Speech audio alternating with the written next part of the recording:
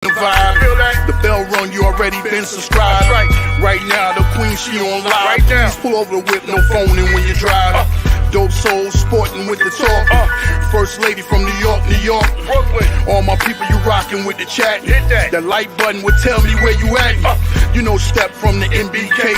Born and raised up NBK. Hey, real lady, where she holding it down. No matter way how you feel, she gon' greet you with a smile. Sister, you one of a kind. Yes. Oh, sister, it's time you shine. Dope Soul. Where you at? Where you at? Dope Soul. Where you at? Where you at? Dope Soul. What? Dope Soul. What? Your soul. Where you at? Where you at?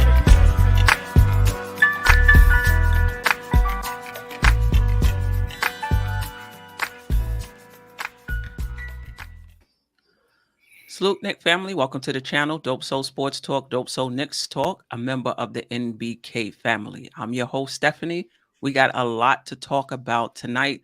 The Knicks won 2 games straight against 2 teams that, you know, in the top 5, you know, in the Eastern Conference. What does that say about them? Can they still finish in the top 6? I mean, we're a young team, not just in age, but in terms of how long we've been together. And I think that accounts for some of the inconsistency we've seen with this team. But we're going to talk about that tonight. Can they still finish in the top 6? We'll talk about Randle. 2 years ago, he was an all-star, all-NBA player, had a down year, not necessarily statistically, but in terms of his efficiency and just his emotionality. I don't even know if that's a word. I'll call it that. But this season, he's back to all-star, all-NBA form, actually playing better, in my opinion, than he did two years ago. I know we've always talked about with Randle that we don't see him as being a number 1 on a championship contending team. He was down as far as 3. Has that changed in the minds of us as fans? We'll talk about that as well. Then we'll talk about maybe some trade rumors. We'll talk about the bench. We'll talk about a few other things. But that's what we're going to start with. So let me let the panel in. I got resident panelist Jerrell. I got Josh, a.k.a. Uncle Fulio, from his show, The Controversy. He can talk more about that. And I got Ajay. Oh, I do want to say NBK is throwing an event February 24th in Washington, D.C. to watch the Knicks play. We did that, I think it was a week or 2 weeks ago or whatever. However, this time there's going to be a live podcast, pregame and postgame, right? So those who want to buy tickets to the game, the link is in the description. You can definitely do that. But it's a nice restaurant, you know. So for those who don't want to go to the game, I think I'll probably just head the watch party. I'll see. We can just sit there and watch the game. It's a beautiful spot. What's his name again? Guy Ferreri's restaurant in Washington, D.C. So, you know, we could do the post-game, pre-game, watch party, post-game. And for those who want to go to the game, you know, there's an interest right from the restaurant to the arena, right? All right, let's get into it. How you doing, fellas? Peace. Salute, everybody. Salute, Steph, Ajay, Josh. Good to see you on here. You know how we do. Salute to the chat. I mean, we on here on Friday night tonight. We prime time. You know what I'm saying? I like that. So salute to everybody. Evening, Queen Steph. Salute, Yeah, Jerrell, appreciate you. Josh Controversy, and definitely Knicks Nation. Oh, Staffer, I forgot. Staffer, how are you? Oh, Staffer Don. Good, bro. I see you come in. I'm here, man. I'm good. I'm good. Blessed. What up, Staffer? No, I ain't forgot about you, Queen. Never that. Big up to the panel, Josh, Jerrell, Ajay. You already know what it is. Let's get it in. All right. Any preference? I'm feeling flexible this evening. Any preference about whether you want to start with Randle or you want to start with the team's chances of finishing in the top 6? I want to start with okay, Ajay, yes.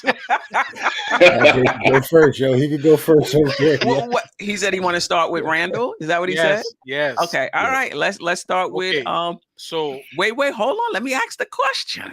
Wow, I see you. Don't hold me back.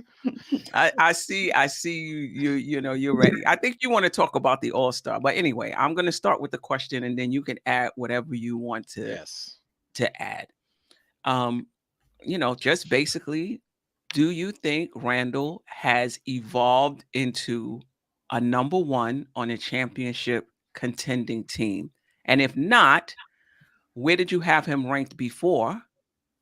And has his play this season and over the past few seasons changed that for you? So maybe you had him as a 3, now you have him as a 2.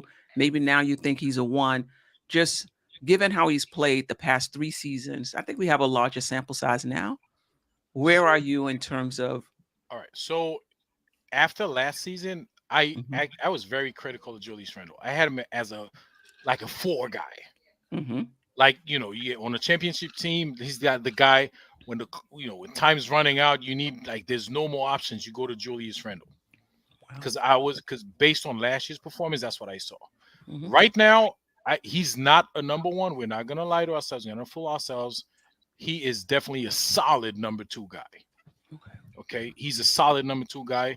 I mean, listen, the numbers speak for themselves. The guy is reliable. You can go to him, and he delivers day in and day out, game in and game out. This season, he's done it. Okay, and should I talk about the All-Star yet, or should I wait for everybody? Because I want to rant. Jerrell's laughing. Let's go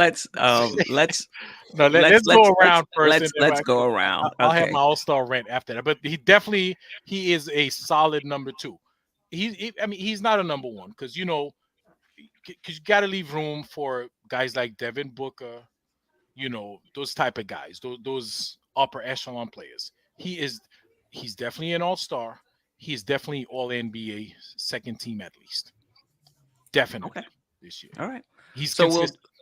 We'll go this way. We'll do Josh, Staffer, myself, Jerrell, and we'll move it the other way the next time. Cool. Good evening, Queen and fellas. How y'all doing? Salute to the Dope Soul family. Salute to the NBK family as always. Queen, listen, emotionality is a word. It means the quality or state of being emotional or highly emotional. Okay, all right. Per Merriam-Webster, so that is a word. So, but about Julius Randle, no, I don't think he's a number 1. I think number 1 on championship teams are typically your MVP candidates or your top 10 players in the world. Your Giannis's, your Curry's, your LeBron's, your KD's, players like that. Even Tatum is taking his game up to that level. Tatum can be a number 1 on the championship team. We're talking top 10 players in the world. Booker, yes, depending on, whatever, right? So I don't think Julius Randle's at that level. I don't think he, quite frankly, will be at that level. I don't think he is dynamic enough to be in that conversation of top 10 player in the world, right? And perennial MVP candidate. I don't think he's that. Now, as far as a number 2, absolutely. I think that's what Julius Randle has been since he's been here, altogether collectively with all the years that he's been here. I think he has been a number 2 on a championship team. Obviously, the Knicks aren't a championship contender. They're not even close, in my opinion. So, I understand the conversation that needs to be had, but I don't think Julius Randle's at that level yet. With that being said, he is playing all-star level basketball. Knicks fans, please still go out and go vote. I'm not sure if the voting is over and all that. It's over. Oh, well, you it's should in have the voted. coach's hands now. You should have voted because Julius Randle, all those people that were saying Julius Randle's overpaid and why did they give him all that money, you're just sitting there with egg on your face now because the guy is flat out balling. He is balling, and he's been playing well for us, so I got to give Julius Randle his credit. But no, to answer the question, no, I don't think he's a number 1 player on the championship team, and I don't think he will be. Okay. Staffer?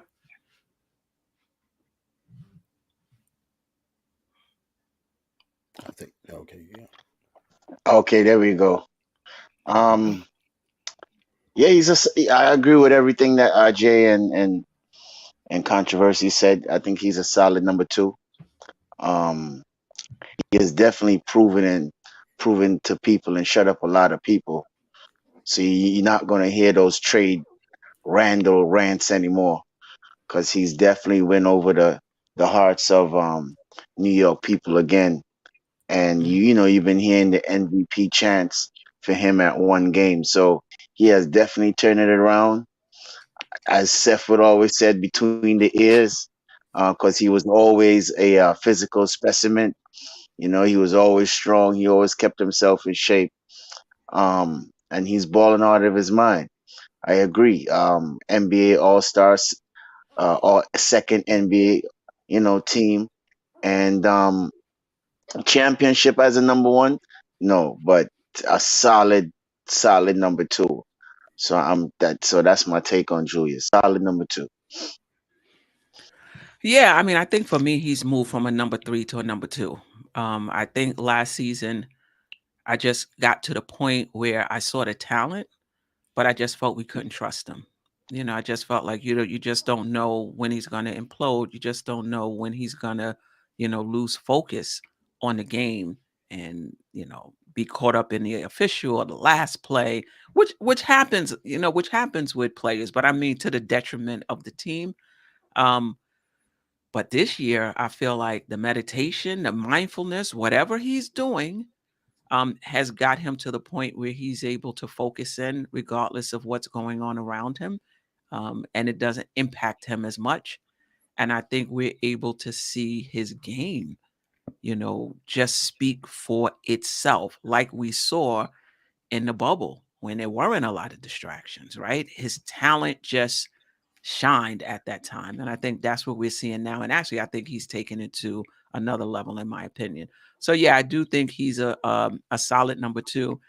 And I think why that's significant for the Knicks, and we'll talk about this a little later in terms of roster construction, is now you don't need as much, right? If he's a number 3, now you got to try to find 2 other players, and then there's salary cap implications, right? Tax implications.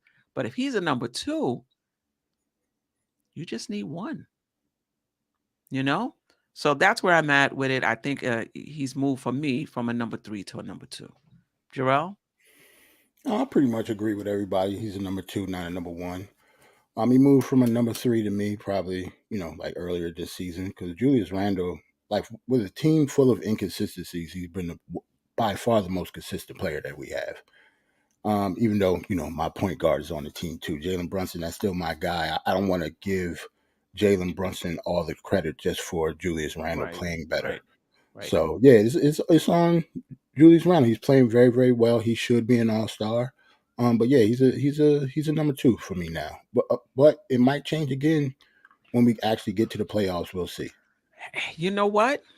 It could definitely change again. Yeah, I remember in the 2 seasons ago saying I need to see Randle in the playoffs. Right. I need to see Randle in the playoffs. So I need to see him and Brunson for full season. But I think I've seen enough of Randle though to feel pretty confident that he can be a number 2. But to your point, the playoffs changes things. The playoffs changes things. Anybody else on this? I know Ajay wanted to say something, and then I had a follow-up. But actually, can I go real quick before you go? I just want to say, so I think that's a little bit unfair, and I'll give my reason why. I think that definitely playoff performances matter in terms of this conversation. However, when it comes to the playoffs, I think playoffs are a little bit more about team stuff as far as ranking 1, 2, and 3, like who's a number 1, who's a number 2, and number 3. You know what I mean? I think who your team is and how your team is constructed can determine whether you get from one round to the next and things like that. I think the matchups matter and things of that nature. So the Knicks can win, go on a hot streak and win some series, and then I think people's opinion will change right there. But for me, my personal opinion, I always feel like Julius Randle has the talent enough to be a number 2 player, a number 2 on a championship contending roster.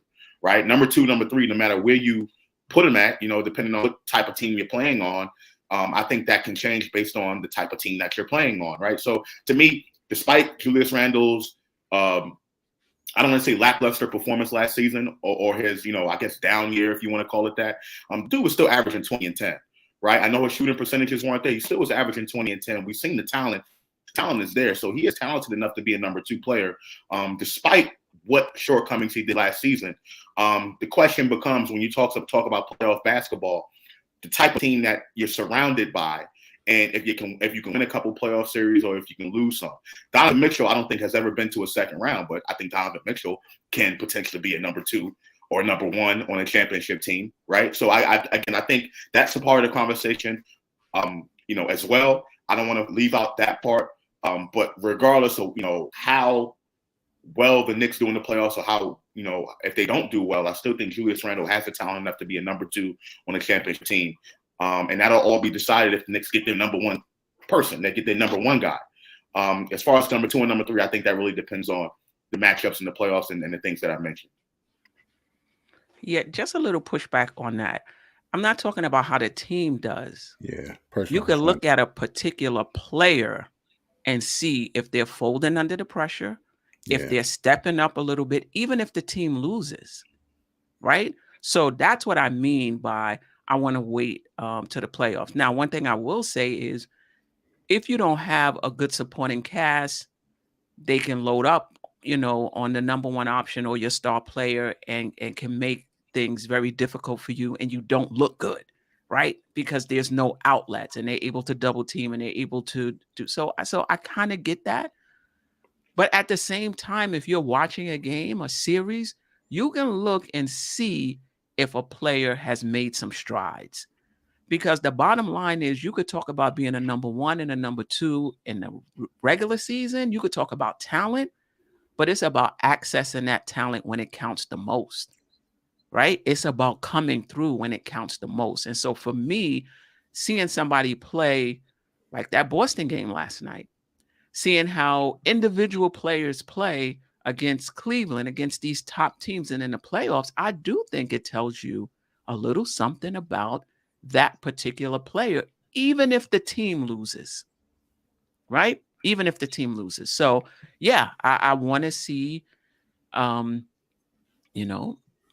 want to see Randle again. I want to see Brunson. I want to see all of those guys and see how they perform in the playoffs. Steph, you make a fair point, but again, I mean, I think we're talking about championship level team, right? So I think the team's success does matter.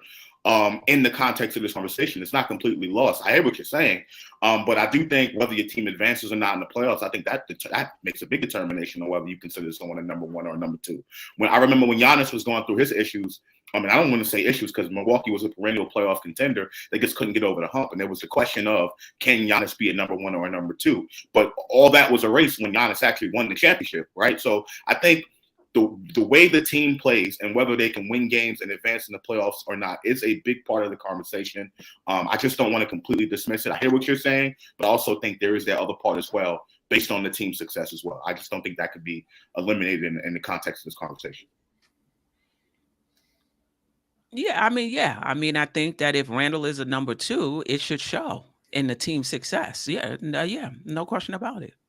It should show in the team success, But what I'm saying is your team could still lose because it's not good enough and you don't look like a deer in headlights. I would have a little more confidence, put it that way. So you're saying it's more of an eye test thing. It's more of an eye test on the if the team doesn't go. I agree with you. If you propel the team into a second round or the Eastern Conference Finals, it is what it is. Right there, you were the main part of the team getting there. That solidifies you as a number one or a number two. But what I also am saying is sometimes your team is just not good enough, no matter what you do as a player. But I still think you can glean something about that player from the series, right? Even though the team wasn't good enough, I think is what I'm saying. And for Randle, as well as he's playing this year, for me personally, I put a little more stock in the bigger games. I put a little more stock in the bigger moments, including the playoffs, and I put a little more stock in crunch time. I think the last two games, Randle has been clutch. I don't know I'm ready to say he's a clutch player. I don't know if I'm ready to say I want the ball in Randle's hand down the stretch and I feel comfortable with the decision he's going to make. I'm personally am not there yet. But these past two games, I'm not talking about his overall games, I'm talking about crunch time. These past two games, he really came through in the clutch in terms of big shots and hitting his free throws. Queen, last question about from me about that. Would you, in the situations where you want the ball in someone's hands, would you rather have it in the number two's hands rather than the number one anyway? You know what I mean? Like, would you rather in a playoffs type of situation, I know you would want to feel comfortable that your number two can do it, but you're going to have the ball in the number one player's hands anyway. Yes. You know what I'm saying? So, yeah, no doubt. So no doubt. That's just where I'm coming from in regards to that. I still think team success matters. I hear what you're saying, though. I think we both can be true at the same time. Right. So. Yeah. So about number ones, number twos, I want to say something real quick. The way our team is constructed, we literally have two number twos, Jalen Brunson and Julius Randle. And at the end, when the game's on the line, who do you want the ball? Who you want to have the ball in their hands? I mean, it's kind of tricky. I don't know. I mean, it's really a toss-up. Personally, I would rather Jalen Brunson, but some other people might feel like Julius Randle might be the choice. But we do have two number twos on this team. We're looking for a number one. And the number one doesn't have to be as strong. It doesn't have to be like a superstar, given the level superstar. Because we have two number twos, we could have another guy that's mid-level, like barely made it to number one status, and we should be fine. We should be in contention. That's my opinion. I mean, I agree with you. I don't think we need the better your team is, you don't need a super duper star, right? Right.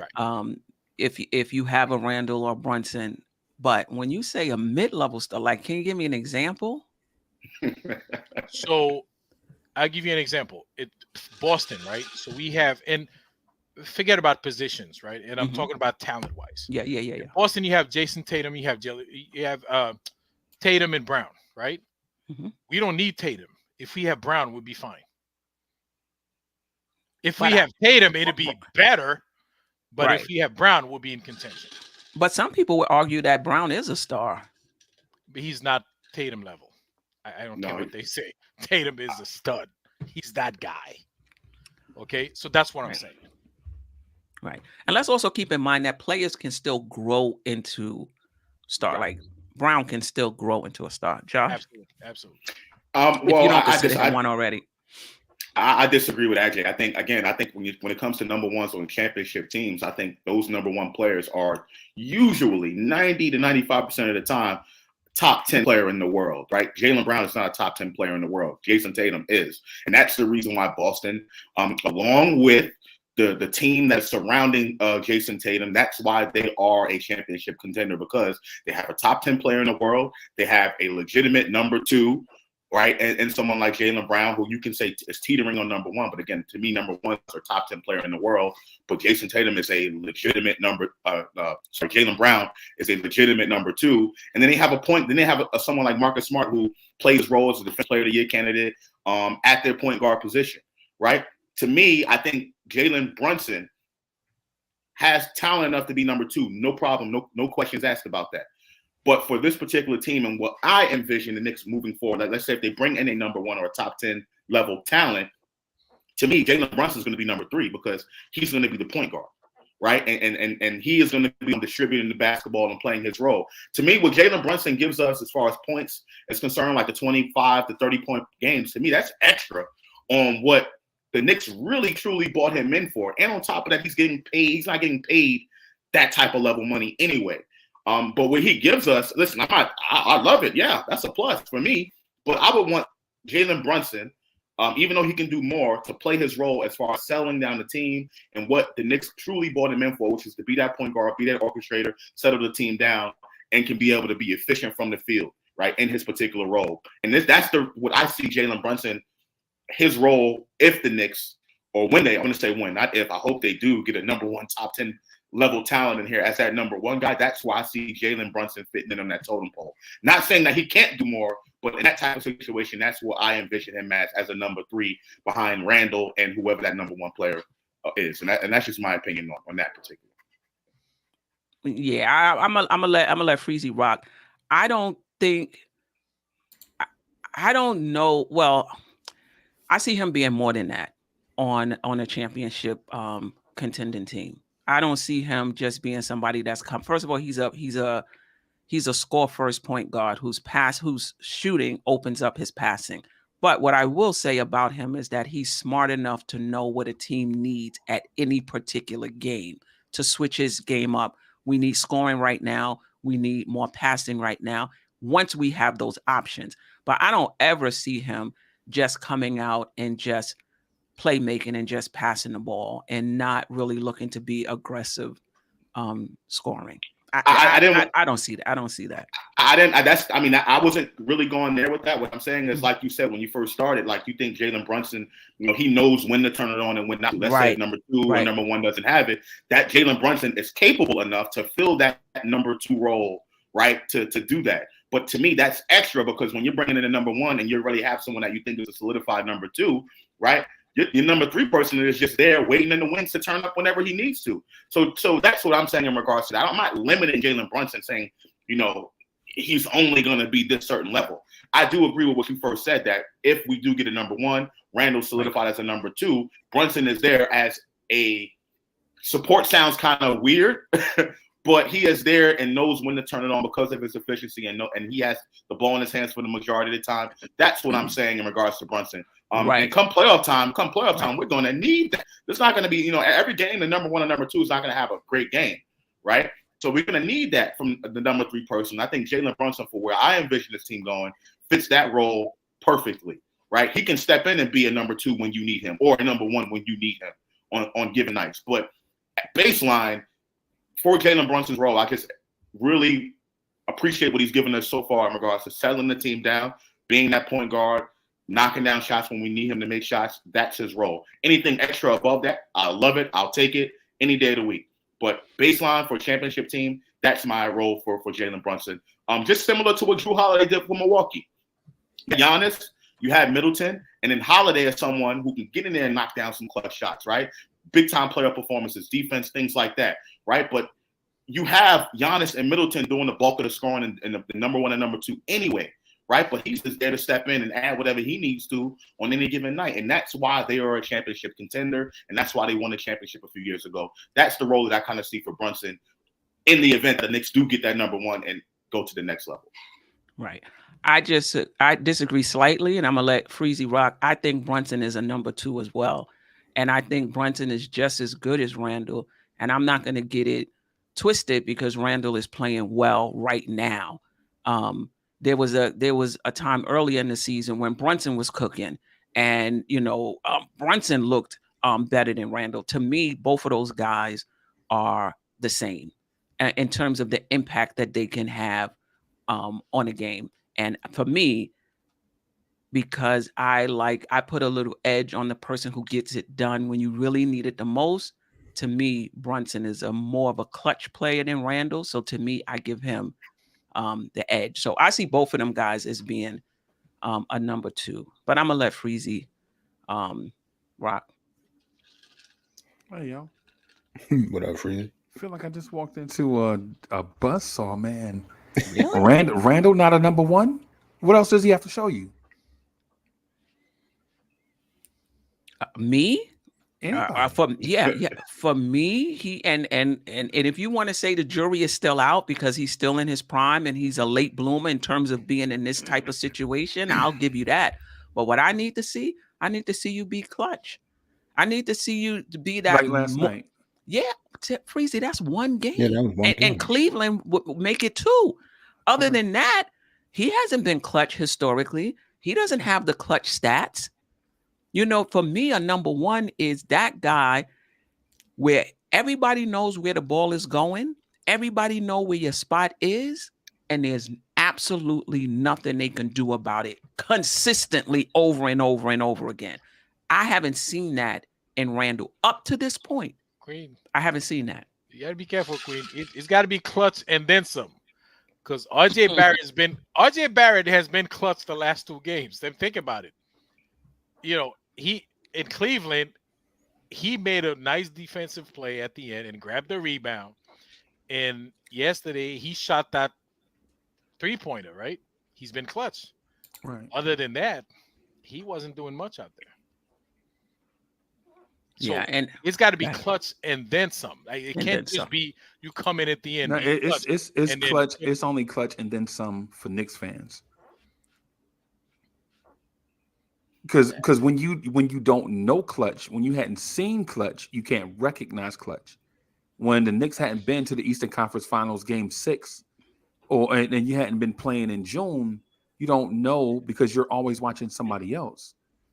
You know what I'm saying? What I'm getting at is these guys can only do the best they can do in the moment. Like all the stuff that happened in prior seasons and last year and all these things, we have to consider that these guys are learning to be certain things. And even this season, there's a chemistry issue. Like for instance, and I said this about Jalen Brunson, and I'm not picking on him, but Jalen Brunson hadn't been the alpha before. That had not been the primary ball handler on his own team yet. This is the first year, right? And so now that Jalen Brunson is here and doing this thing, I don't want to diminish what Jalen Brunson is doing. I think Jalen Brunson is just as good as a lot of point guards in the NBA, right? But these guys have been doing it for their teams as the guy longer. Not to diminish what what I'm saying is not to diminish what Jalen Brunson is doing, because Jalen Brunson is doing it with a lot of different variables. For one, Jalen Brunson doesn't have a quality backup point guard. So every game he goes into the game. See, it's not like Ja Morant and the kid behind him, Jones. right? And it's not like Jones. when Steph Curry had Sean Livingston. You know what I'm saying? It's not like Kyrie and Patty Mills and these type of situations. We go into every game on a nightly basis. We don't know what we're going to get from Quickly and or if Rose plays, most nights not, and Miles McBride. You don't know what you're going to get, right? And we know Quentin Grimes, even though he plays the two, is not a guard, so to speak. He doesn't showcase guard skills, right? And not saying Grimes can't do it. I'm saying right now in this moment, he hadn't played 100 games yet. So I'm not knocking Grimes. What I'm saying is Grimes is not a tandem, a backcourt mate for Jalen Brunson. You don't see them share the ball between each other like a Trae Young and DeJounte Murray. And I'm not saying that he's DeJounte Murray. What I'm saying is the act of sharing the load on a nightly basis, right? And the same thing with Randle. Since Randle has been a Knick, like we nitpick these things, like Randle hadn't done this, Randle hadn't done that. But the things we have to look at too with Randle is, even though we say he may not be a number 2 or a number 1, we have to look at the roster makeup. On a championship contending team, we're talking. Right. Okay. Right. No, I'm saying I just want to make sure I'm not talking about on our team. I'm talking about on a championship contending team. Okay. That was the conversation. Well, what I'm saying is last year Randle had 20-10-5 and it looked awful, right?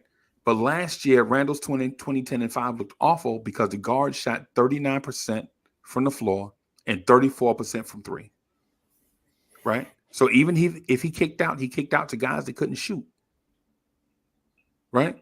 You bring in Jalen Brunson this year. You bring in Jalen. All you've done is brought in a good point guard, and all of a sudden Jalen Brunson's Randle's 20-10-5 looks different. But Freezy, in all fairness, do you think that Randle's play, his inefficiency, was due to his supporting cast? And do you think his play this season is solely due to Brunson? I'm not going to say solely. What I'm going to say is it's about 50-50. You always want to give the player credit for being better, just like we give him the blame for being worse. Right. So Randle this year playing better. Let's give Randle credit for being a better player, right? For improving for bringing up his weaknesses, but also let's give Jalen Brunson credit for being a quality NBA player, helping his starting five and helping his team win games, which also helps Randle. It's a tandem, vice versa. No doubt. So RJ, Randle, Brunson, they all help each other. They all share the load. That's why all of their numbers look different than last year. Even Brunson playing against Luka as a secondary, tertiary ball handler was a 16-point per game, 16.5 point per game guy. This year, he's the man in New York. Only playmaker we have that's efficient, so to speak. Right? And he's 22.5 points. He's up 6 points from a team that was a deep playoff team last year. right? His production is up this year, and one could even dare say clutch, right? Even though there were some moments when he was not that, but for the most part, the overall body of work, right. Right. But the question, I'm sorry, go ahead. What I'm going to say is this in terms of the championship level number one guys they're going to be so few and far in between that to say that, like, for instance, we don't know Jason Tatum is the number one because Jason Tatum ain't won a championship. We don't know Jaylen Brown is the number one. Jaylen Brown ain't won a championship. So if we talking the number one on a championship team, they ain't won nothing. A championship contending team. On a championship contending team. Okay. Let's put it that way. I agree with you. On a championship contending team. Right. So, okay. All right. And you really believe Randle is a number one on a championship contending. So basically what you're saying is we don't need to go out and get a star. We got our number one already. All we need to do is fill in around him. Is that what you're saying? What I'm saying is if this team is a championship contender and Randle, Brunson, and RJ are doing the heavy lifting, I would say Julius Randle is a number one. But we can't say a championship contending team because Randle can't take them there when we legit look at Miles McBride can't hit open shots. But Freeze, I hear what you're saying. The roster has to be filled out. I get that. You're not going to win a championship. He wouldn't average 4 assists if dudes can make shots. If dudes can make shots, Randle might be averaging 6 or 7 assists. But it's not about the assists, Freezy. It's not about the assists. When you think about, just as long as you've been watching basketball, championship teams or championship contending teams and who the best player on those teams were, right? The roster construction, everybody fell in line behind whoever that was. You're telling me that you now believe, because I don't know if you've always believed this, that you now believe Randle is a number one in a championship contending team. We don't even need to go out and get a star. Just get support players around him. Okay. So before I make that statement, let me ask this, right? Because I need some type of control in this experiment. Like, what is the base? Like, when's the last time the Knicks had a championship team? Something we can compare it to, so I can compare. Freezy, hold on, quick, Steph. So I wouldn't use that as the control about the Knicks specifically, right? I would use, I think a better control would be over the last 20 to 30 years of last NBA champions or championship contenders, who their number one was. To me, what I was saying, that's false. See, because playing basketball in San Antonio, Texas, is not like playing basketball in Manhattan, New York. But I don't understand, Freezy. Yeah, I don't get. Okay, so y'all don't understand that winning in New York is more difficult than winning in San Antonio. But that's not I agree. Okay, that could be true. But I guarantee you. No, I'm sorry. I have to say. Go ahead. I promise you, if Tim Duncan was a New York Knick, the Knicks would be closer to a championship. They'll be in championship contention mode. So you're saying you guarantee if the Knicks get the number one pick, they would pick a generational talent. That's what I didn't say anything about number one pick because you don't have Tim to. Duncan was the number one pick in his draft. What I'm saying, it's not about whether someone was the number one. Nikola Jokic is drafted in the second round, and he's a number one type of player. It's not about. Okay, I'm sorry. It absolutely has something to do with a team being able to acquire talent. Right. Even when Tim Duncan was the number one pick, David Robinson, the number one pick, was still on the roster. I don't know. You're talking about the draft position and all of that. It doesn't matter about draft position. I'm talking about talent. Right. This is what I'm trying to say. You can get talent in the second round and be a number one pick. I'm not talking about how often does that happen. Let me just respond to you real quick, Freezy. What I'm saying is it doesn't matter where you're drafted or how you acquire said player. The question was specifically about being the number one option on the championship team, right? You asked for a control, and I gave you one. I said over the last 20 years, or even the last 5 years, let's make it smaller. 5 years, right? You look at the championship teams, right, that won championships and that were contenders, meaning top 4 in the association, Western Conference, Eastern Conference, whatever. Their number one player, for me, that number one player was a top 5 or top 10 player in the world before they got to that championship contention. That's what that player was, no matter how they got him and where they were drafted, anything like that. So that's for me a useful control in the context of this conversation. Not how you got said player. It doesn't matter how you get him. If you get him, you get him. You can get him in the second round, free agency, trade, whatever. So that's what I would personally use as a control to measure Julius Randle against when you're talking about being a number one option on a championship contention team. Is Julius Randle a top 10 player in the world? No, he's not that. Right? And that's where I'm coming from with that in regards to that conversation. If you think he is, then okay, then that's your opinion.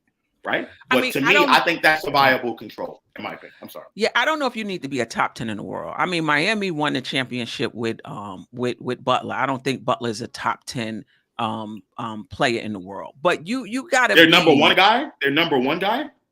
Yeah. Wayne Wade? They didn't win with Butler. Miami didn't win a championship with Jimmy Butler. Oh, they didn't. They went to the championship. They went to the championship, but they were a championship contender, team, though. Right? Without a number 10, without a top 10 player. But look at Miami, and then look at the rest. Look at the rest of the teams that were championship contenders. You can say that they had a top 10 player in the world, right? Miami's the lone team, and then you got Detroit back in 2004. But you're talking about Shaq. You're talking about Tim Duncan, who's a top 10 player in the world. Dwayne Wade. All these different teams that are out there, like the proof is in the pudding. KD, Steph Curry, like these are top 5, top 10 players in the world. To me, that is a viable control. And there are a little bit of outliers, like you said. Yeah, I think you got to be a star or a superstar in this team. I don't know if you got to be top 10 in the world. But I mean, I don't know if the rankings matter, but you have to have a star or a superstar on that team. I don't know. Unless you believe that a Detroit Piston type roster could work in this day and age, you need to have that guy. And so this is what we're talking about, Freezy. You're basically saying Randle is that guy.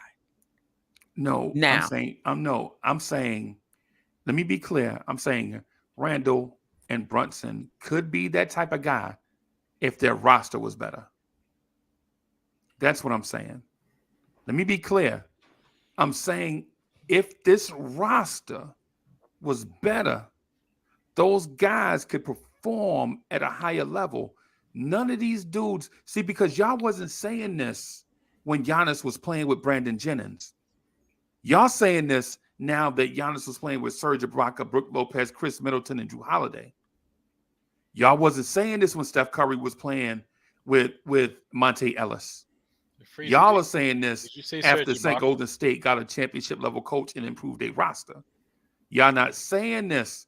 Well, y'all wasn't saying this about David Robinson before he got Tim Duncan. David Robinson make it to the second round every year and lose, and you knew it, right? What I'm saying is when San Antonio improved their roster, got a championship level coach, adding Tim Duncan can thrive in those championship moments. So he's saying similar to what I was saying earlier. He's saying similar to what I was saying. I agree with you. He wasn't saying this about the Lakers when the Lakers had Nick Van Exel and Eddie Jones and Samaki Walker.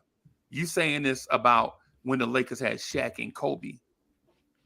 But Shaq was a top 10 player. Shaq was a top 10 player before he went to the Lakers. When the Knicks get a roster, when the Knicks have a roster that can support stars, then you can see guys develop to that level that y'all talking about.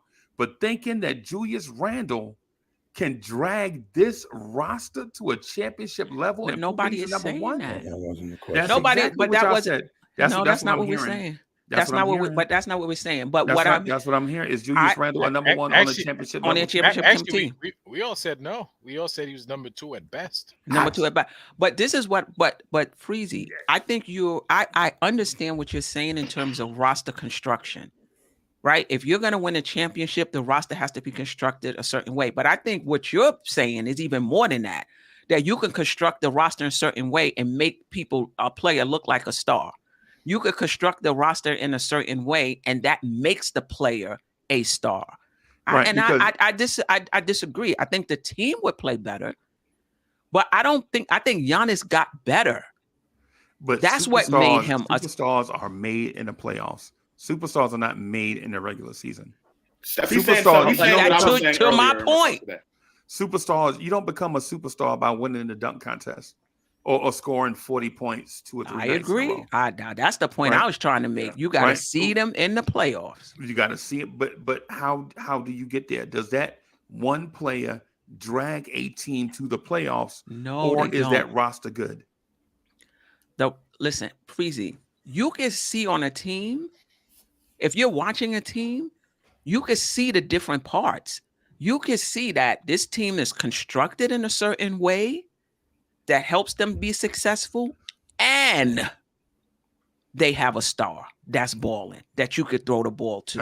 I just think it's, I don't know. I think it's maybe some Randle hatred, because I watched it 2 times.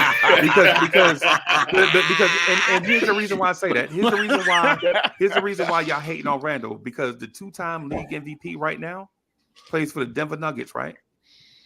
And y'all would consider him to be a number 1 option, right? On a championship team, yes. Right. Now tell me if that team has been to the championship yet. Based on what y'all said. Contending. They're not. That team hadn't been to the championship. That's not the same thing, though.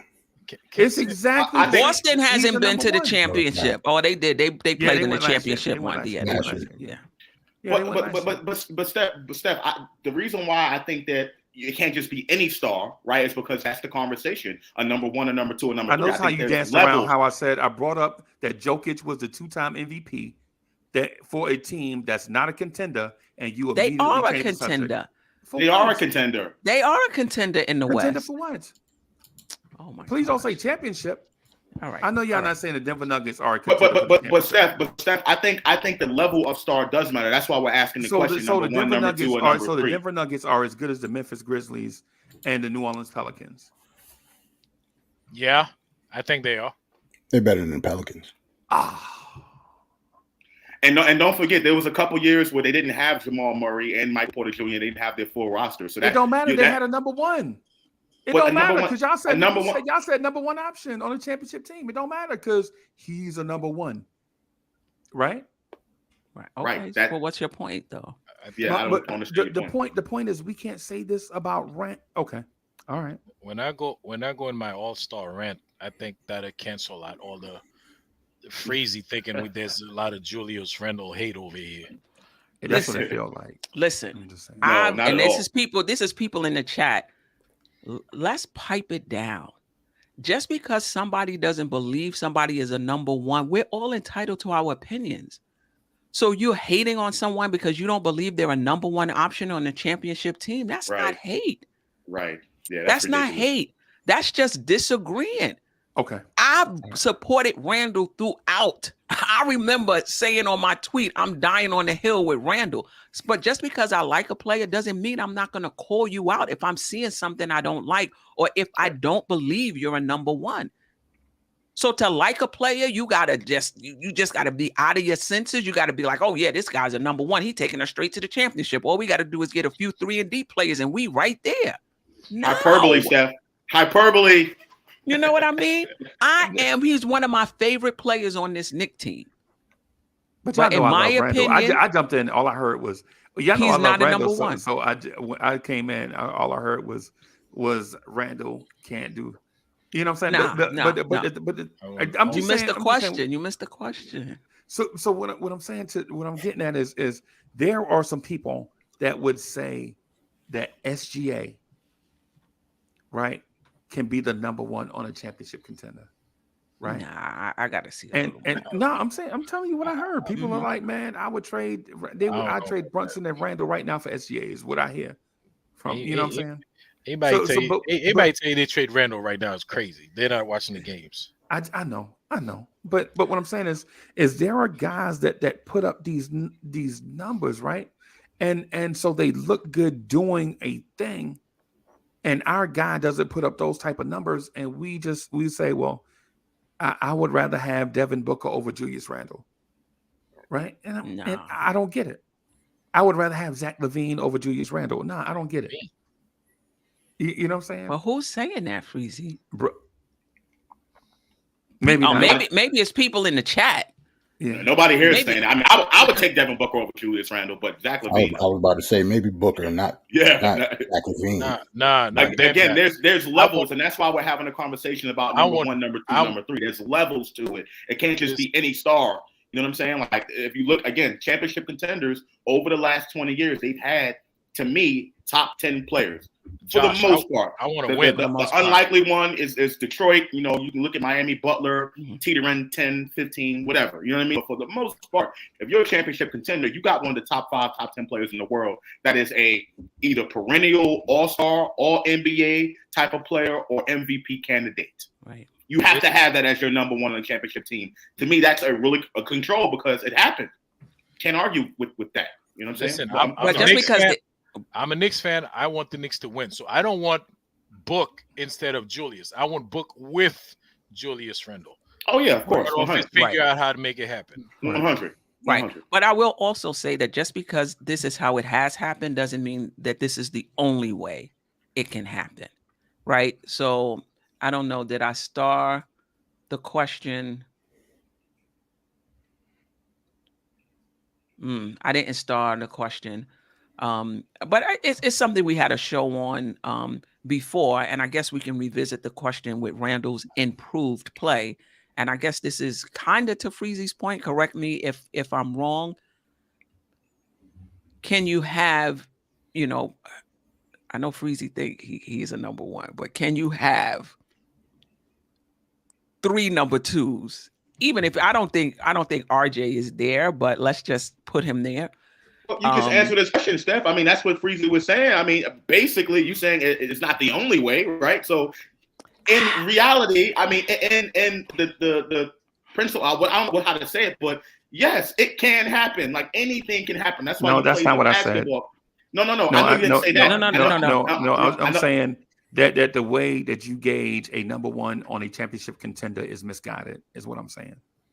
Okay, got you. But I was responding to Steph in regards to how she said, well, it doesn't mean it's the only way. Well, yeah, I mean, obviously that's why you play the games. But as far as a control and what has happened in the past 20 years, or even the last 5, that guy is a superstar, top 5, top 10 player in the world. That's a fact. We can't argue facts. Right. So you mean like a Kevin Durant? Yes, like a Kevin Durant kind of player. Like a Kevin Durant who has not won a championship on a team by himself. What? Okay. You're losing me now, Freezy. Right, because you said a top 10 talent. That's what you said. Yep, a top 10 talent. You said a top 10 talent. So when he was on a team of his own, he could not win a championship, right? But they were still a contending team, though. Oh, okay. With him and Westbrook, you wouldn't agree? No, he's talking about after Golden State. He's talking about the Brooklyn years. You need a team to win a championship. Everyone agrees with that point. Like you're beating a dead horse with that. We all agree with that. That when we talk about Julius Randle, we eliminate that very important detail that you just mentioned.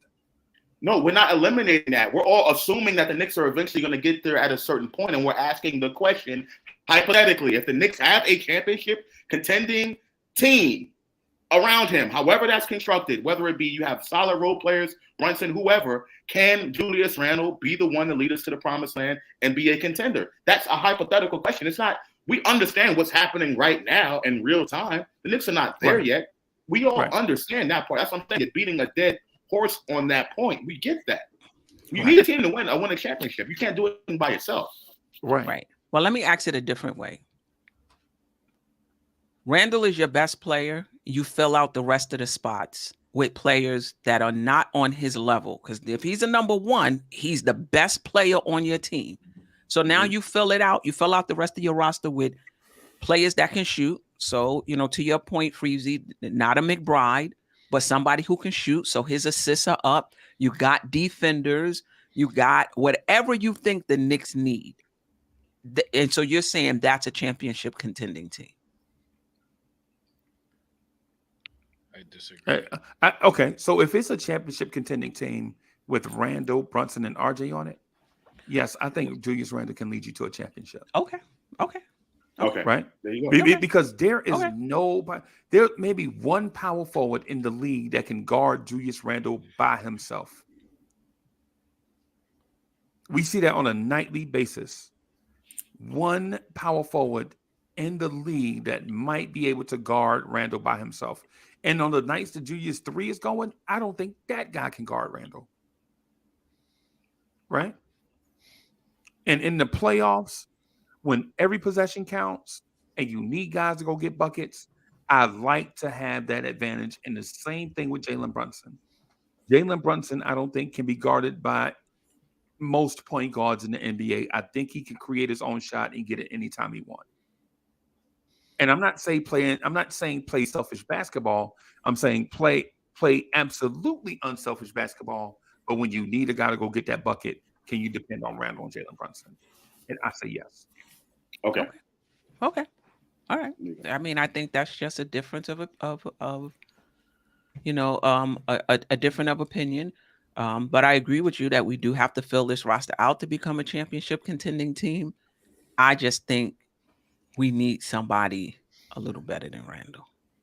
To go with him. But like who? Very, very important to go with him. Ahead of him. I mean, you talking whether they're available or not? Just pick somebody. Right. Like who in the world can the Knicks acquire? But that's a different story.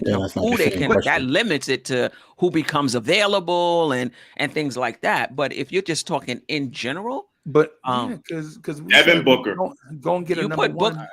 Yeah. Okay. Devin Booker. Kevin Durant. I mean, we can go down the list of just players that are better than. Yeah, right. We can go down the list. Right. Kyrie Irving. You could go down the list. Kevin Durant is 100 years old in basketball years. No, thank you. All right. All right. You'll see. He ain't playing tomorrow. I forgot. He ain't playing. He ain't playing now anyway. As Sherwin said, Embiid. So I mean, that's Embiid, a clunky fit with what Embiid can kind of play away from the basket too. But I do want to answer Sherwin's point when he said everybody on this panel, other than Freezy, doesn't wanted Randle off the team last year. That was not me. That was not me. That was everybody. I'm to show it, man. You crazy? No, everybody was calling for Randle to be traded, and I was like, nah, I don't want to give up on talent. I was never that. I want to see him with a got us point guard. Confused with a different panel. Hold on. My thing is, even if somebody did, right. Even if they did want to, right? So what? Like I get to change my mind if I wanted to. Definitely, yeah. He's playing. He's playing better now. He's playing better now. Right. That's what reasonable minds do. When you get new information, you have the right to change your mind. You got to do that. That's called being smart. Right. No. Sherwin said you got to keep your word. Your word is bond. Yeah, so if that's what you felt 2 years ago, then you got to feel the same way now. Shout out to Sherwin though. But Queen, let me ask this because I'm confused about this thing. About the names that I heard that have come in and be better than Randle. I still hadn't heard a dude that got a championship on their own. Nobody is going to get a championship on their own. Exactly. What dude? So nobody is going to get. So why is it important? Okay, so if they can't do it on a current team by themselves, right? Mind you, the Phoenix Suns were not a contender before they got Chris Paul. Right? They were not. Right. Phoenix was in the lottery every year with Devin Booker. Right? They go get Chris Paul. The bubble year they weren't. And that's what made them go and get Chris Paul because of how they played in the bubble. But they had to finish the season 8-8. And they won 8 in a row in that bubble era in order to get on the map. Right? I mean, so I hear what you're saying. Basically, you're saying Booker is not a number one. Basically, it's Chris Paul that's making him look that way, and we can do the same thing with Randle. A better team elevates good guys. I agree with that. No, I agree with that 100%. I agree with that 100%. What you're saying, the premise of what you're saying. I just think there's levels when you talk about number one, number two, number three, and I think you can tell, you can look, and you can tell not just based off the numbers, but you can tell if a player is a number one compared to a number 2. I think there's a very distinct difference there. And I do think it is based off of, or getting into that level, getting into that star level is based on your team play. That's what I was telling Steph earlier. But I think there is levels. That's why we're asking the question, number 1 option. Like number 1 and number 2 are 2 totally different things. I think there's levels. Even Steph Curry wouldn't have a chip without Andre Iguodala, and then Kevin Durant, and then Andrew Wiggins. Agreed. Right? Even Steph Curry. Patrick Ewing doesn't have a championship. Pat Ewing don't have a chip, right? And he was a generational talent. That era should be called the Pat Ewing era, not the 90s Knicks. Pat Ewing was the best player by far on the Knicks for 15 years. Okay, but he was the best player on a championship contending team. He just didn't get it. Yeah. Right. So that's what we're talking about, contention. Right. We're not talking about actually winning the contention. Right. So, okay. Staff, are you in here twice? Oh, maybe that's why. He was switching over. We got Staffer. So I'm just gonna go around and get a yes or no. Can you win a championship with a core of Randle, RJ, Brunson, and filling out that roster? I already know Freezy is yes. Staffer? I already said it. Okay. I don't know, probably a month ago when I had mentioned the Detroit Pistons in 2004. So I already said anything could happen. So I'm sticking 10 toes with that, with what I said. We probably can make a run with this team and win the championship. I'm not going to limit this team because we could catch lightning in a bottle. Huh? That's a whole other question. I don't even know about that. I'm talking about with those 3 as your core, can you build out a championship team around them? Yes or no? Not this team. I think so. I think so. Randall, Julius, and Brunson, and we fill out the roster with good shooters and defenders. We only got 2. We only got 1 Randall. But okay, all right. I would say it's possible, but the players you put around them would have to be like picked, like the roster construction would have to be impeccable to win a championship with those 3 guys as your core and not having a number 1. It would have to be impeccable, and they would have to play on a string. Yeah, but it's possible. It's possible. Jerrell? Nah, you can move on. I'm gonna be quick. No. Hell no. Okay. No, absolutely not. Not with those 3. Maybe the first 2, but not with RJ as his 3rd best player. No. Oh wow. Okay. I think you absolutely can. And right. not we coming around. We coming around. Let me get to AJ and Josh, and then we'll come around. We started with you, Freeze. But not for you're the one who started the question. AJ, yo, Freezy jumping in alignment.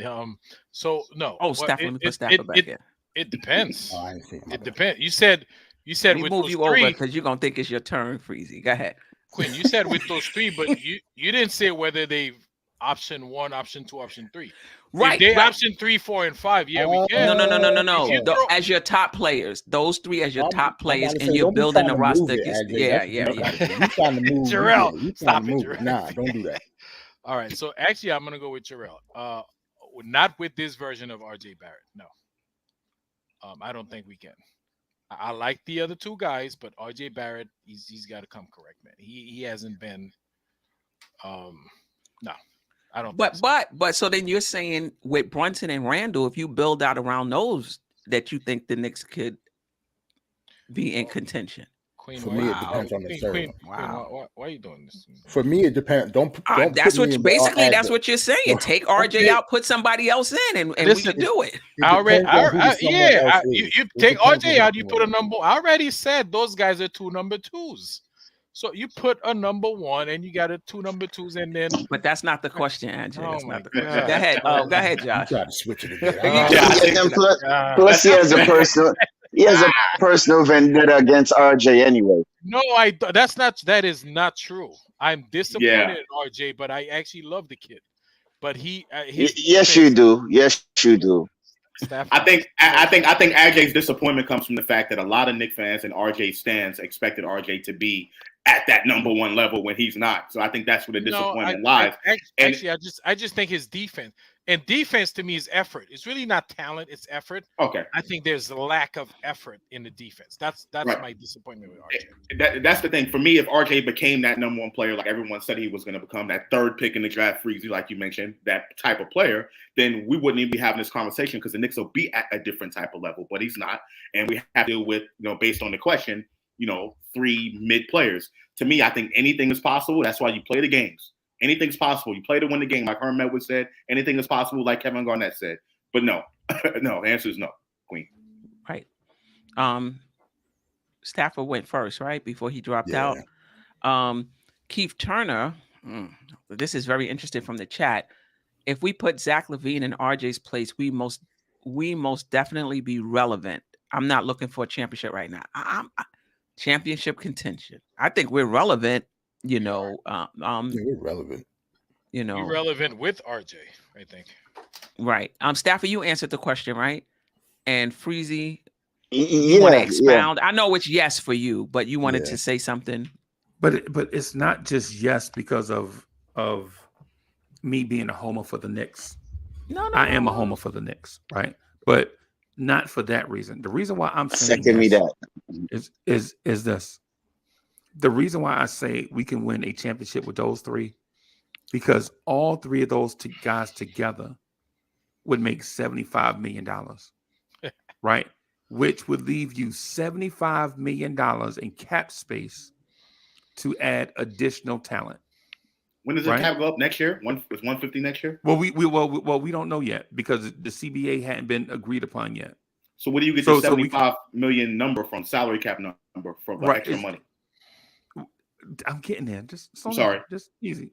See that on. I'm getting. We trying to follow you, Freezy. Okay. All right. Well. No, go ahead. He froze. No. What I'm saying is if you take the approach to team building that you build the roster up around these 3 guys, in the next 1, 2, or 3 years, you'll have this $75 million. Because here's the thing. Brunson's contract's coming down. Randle's contract is going up a little bit. And RJ Barrett's contract is coming down on a year-to-year basis.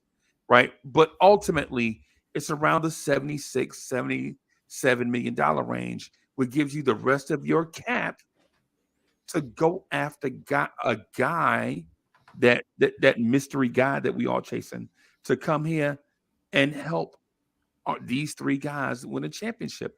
Whoever this mystery person is, that's perfect, that's going to come in and save any franchise. We bring it $75 million is way more than enough to bring in this mystery saving grace player, right? And if that mystery saving grace player makes $45 million, that gives you $30 million in space to fill out the rest of your roster. Real quick, for that reason, I'm saying that you could probably win a championship with Randle, RJ, and Brunson because of the way that our salary cap is maneuvered. And we have draft picks to trade for that guy. Real quick though, RJ's contract is actually going up. It goes ascending. Up. Okay. Yeah, it goes up, but it's not that much though. Your point still stands. I get it, but it goes up a little bit. But Freezy, I'm not getting it. I'm not getting it. Because on one hand, you're saying we're going to have the money to go out and get this mystery player. But on the other hand, what I thought I heard you say was we don't need that guy, that we can win with RJ, Brunson, and Randle as the core, just building around them. But you phrased the question separately 2 different times. You asked, you said the first time you asked, you said a championship contender and number 1 option, right? That was the first question. Yes. That was the first. And I said, well, if you build up the team around those guys, then you might see a different outcome because a rising tide raises all boats. That's the theory that I was using. Right. This time when you ask, I'm saying, can we win a championship with those 3 guys? That's a separate question. And what I'm saying is, sure, with those 3 guys, if you go get your saving grace, because the Knicks will have the. That wasn't her second question. That was the question. The question was basically asking the rest of the panel what you said. I wanted the rest of the panel to weigh in on what you said, which is, my mistake. Can you win? Can you build around those 3 guys and win a championship? I mean, so you already said yes. So I was just asking the rest of the panel what they thought about. So what they thought about that. Yes. Okay. So can you build a championship around those 3 guys? Yes, because of salary cap space and draft picks. Why not? Can you build around those guys as the number 1, number 2, number 3 is what she's saying. As your best players, as your best player. Okay. All right. So even if you don't want to rank them, Freezy, as your best players, can you build a championship? As the best players, I still say yes. Okay. I still say yes, because you can pay for shooting, you can pay for 3-and-D guys, you can trade for guys, you can do all that stuff to build that roster because you have draft picks, young talent, and all that salary cap. Because you don't have a guy that makes $60 million on AAV, right? Totally, with those 3 guys, you have about 77 AAV with those 3 guys together. Whereas Portland has Damian Lillard, who's going to make about 60. Right. Yeah. I mean, I think it's possible, but that roster construction, that front office have to be to pull that off. Right. And the chemistry and the defense has to be on point to pull something like that, off. But it's possible. I said that earlier. We had a whole show on it. It's possible. But the front office would have to be on point in constructing that type of team.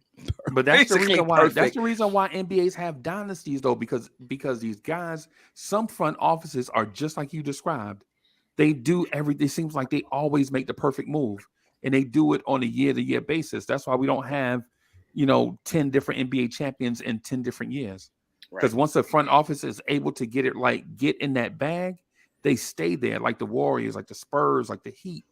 You know what I'm saying? You don't see a 04 Pistons all the time. You don't see a Toronto Raptors all the time, right? That like the Kobe and Shaq years, right? A front office, it gets in that bag and they're able to do it consistently, right? So it can happen.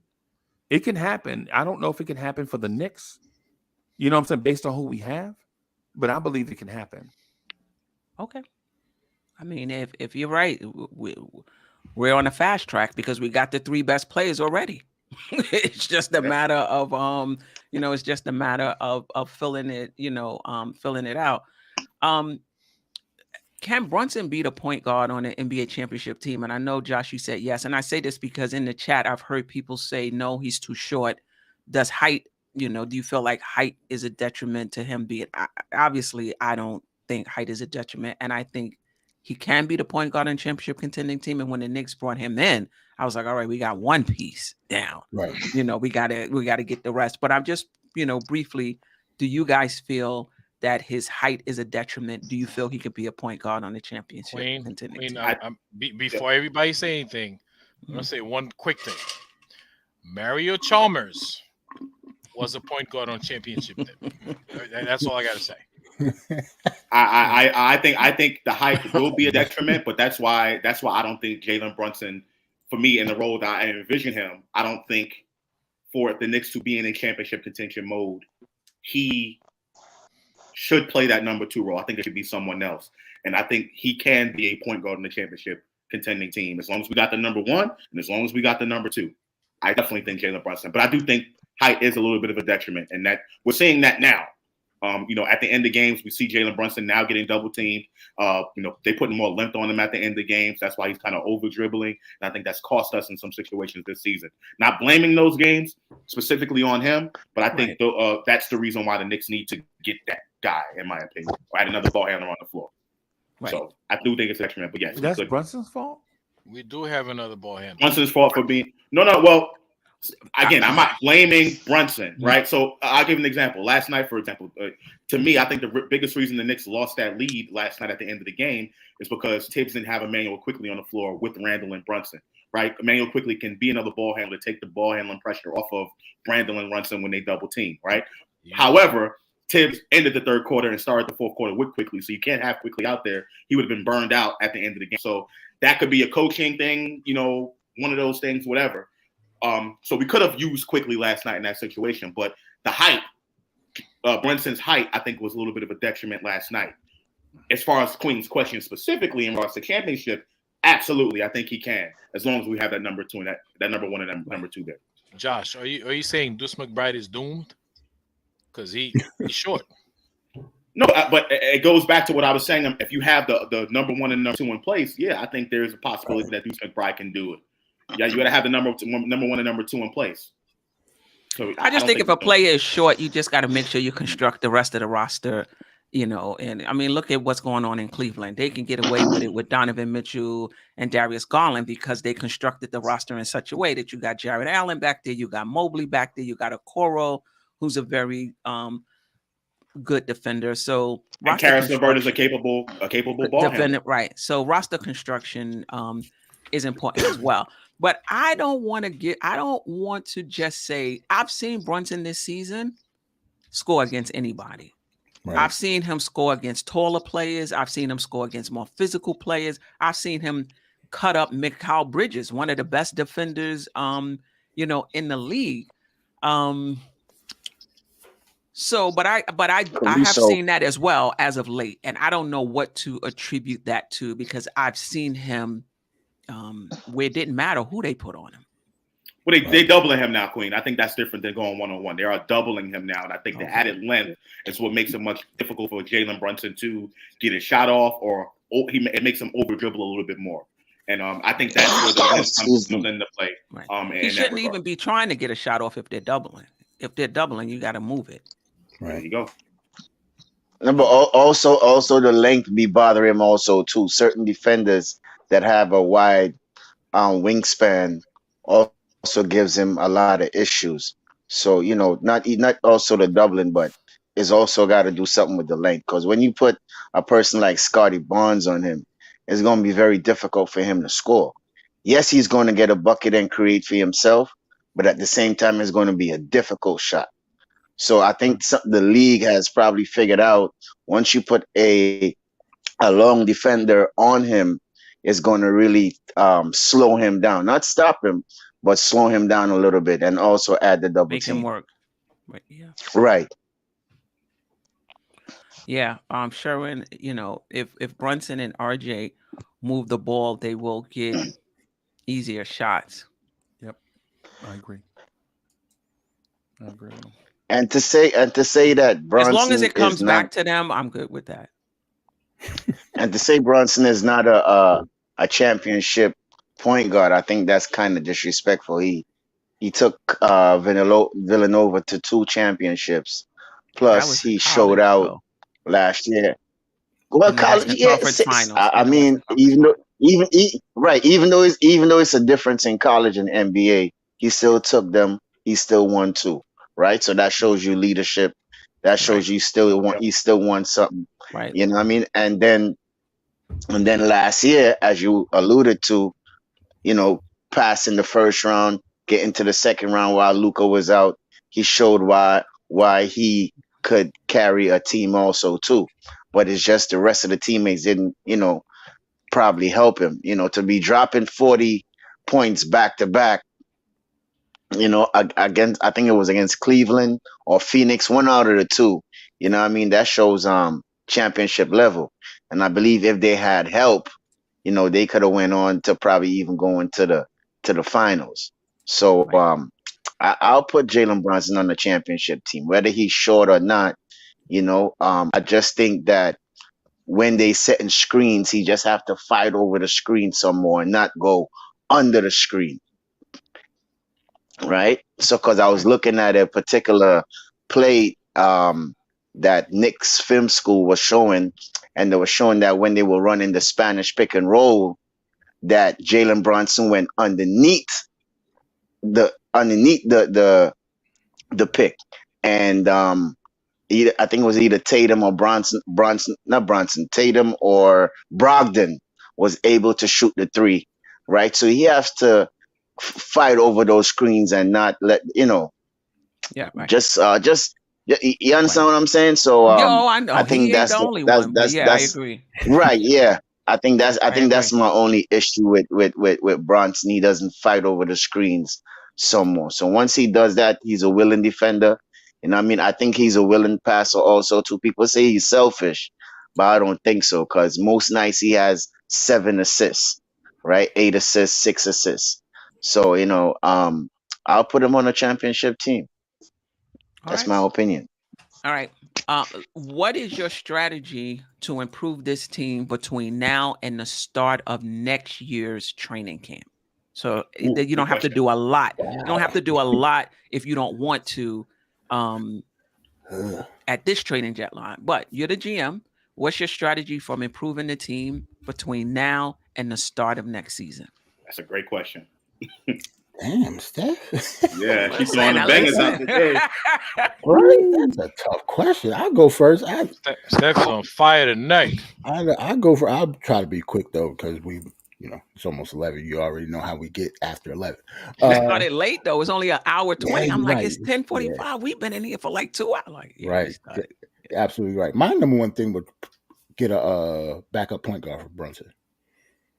Like, I think it hurts that, D Rose is situational. Not saying that he shouldn't be situational and like his time might be past for his NBA career, but we definitely need somebody else other than IQ to be like the primary ball handler, coming off the bench. Try to do that and maybe get a 3-and-D wing, and I think we'll be fine from between here and you said the start of next season. Yeah. So yeah, I'll try to whether you do it now or off season, however you want to approach it. Yeah. Right. I'll try to do those 2 moves. Maybe even move one of our draft picks, because we have 2 this year. 2 first-round draft picks. It's a good draft this year. Those first-round picks are more valuable than they were a couple years ago, if that makes sense. Like that Dallas pick, depending on where they end up, it might be like the end of the lottery. It might be 13, 14. So that's valuable. So, yeah, but get a backup point guard in and get a 3-and-D. Okay. Is this the year for the high school thing? I know they were talking about that a couple of years ago. The high school is coming out or something like that. No. No, sorry. Okay. It didn't happen. It didn't happen. Oh, they said OG broke his wrist. Jesus. See? Nah. See? We had this OG conversation for the past month, man. I had something to say about OG, but I guess it's pointless. It's over. OG's over, man. We're not getting him. Yeah. I'm gonna see. That's what somebody said in the chat. But let me.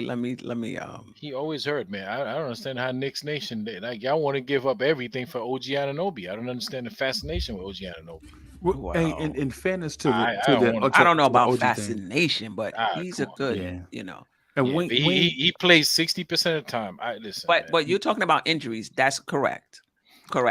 But if he wasn't injured, if he didn't have that injury history. Listen, but the thing about it though, we already got Mishman. We don't. But wing players are always hurt, so to expect a wing player that plays 3-and-D not to be hurt is misleading yourself.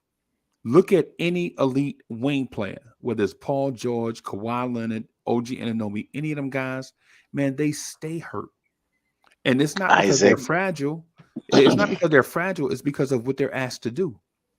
You know what I'm saying? They're asked to guard basically from big ones all the way through to small fives and shoot the 3 and be out in transition. It's because of what they're asked to do. It's like tight ends in football. To ask a tight end in football not to be injured is unreasonable because of what you asked them to do.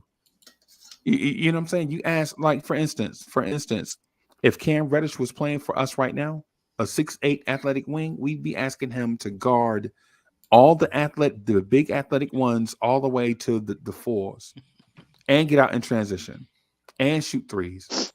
You know what I'm saying? And so to the OG thing, OG is fragile, right? I know he's always hurt, but man, the wing, that's why you got to be careful when you're talking about like the 3-and-D wings and how much you're talking about giving up for him, because look, Jonathan Isaac is just now coming back. You know what I'm saying? It's one of them things where, like, you got to make sure you be careful what you're asking for, because can these guys stay? Andre Iguodala is always hurt. Well, he's older now. Yeah, but I get your point. They're always. I mean, even the young wings in this league, they stay hurt. When we got Cam Reddish, he had an ankle sprain, and then he played for a little bit for us and separated his shoulder last year. Right. With some exceptions, like Mikal Bridges doesn't usually get injured, Nah, but there's some He exceptions. never got injured. I don't think he missed a game since he been in the league. He hasn't missed a game. Well, what about Danny Green? Does Danny Green stay healthy? No. Danny Green is kind of old too now. Cam Johnson would be a better example for you. Cam Johnson just came back. No, I'm saying Cam Johnson the best example is Paul George and Kawhi Leonard. They better than everybody, and they stay hurt.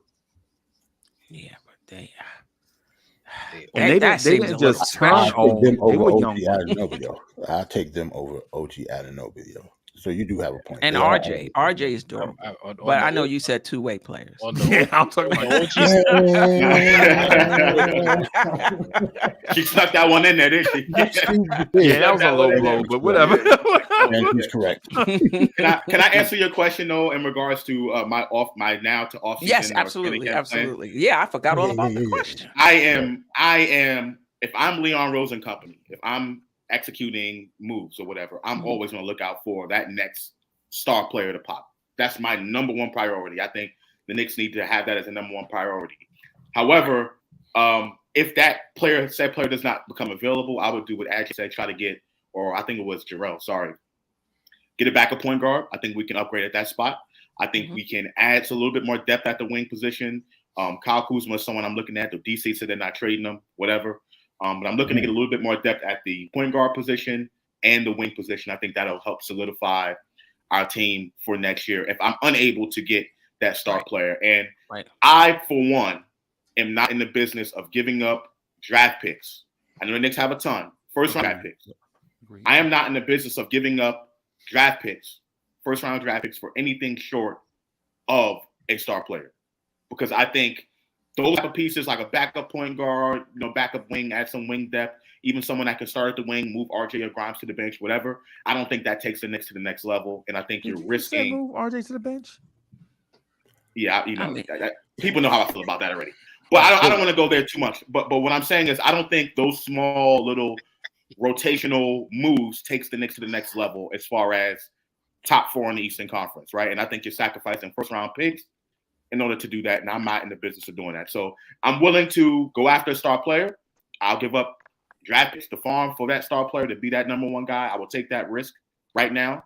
Or if that's not available, I'm willing to make those small moves without giving up draft picks. If they want draft picks for them, then I guess we'll have to go into next season with the same roster. Josh, quick question. But we have 11 of them, though. Yeah, first-round picks? Yeah, we have 11 of them. You're not going to need all 11 to bring in a you're not going to be able to draft all of them, but you don't need all 11 to bring in a star.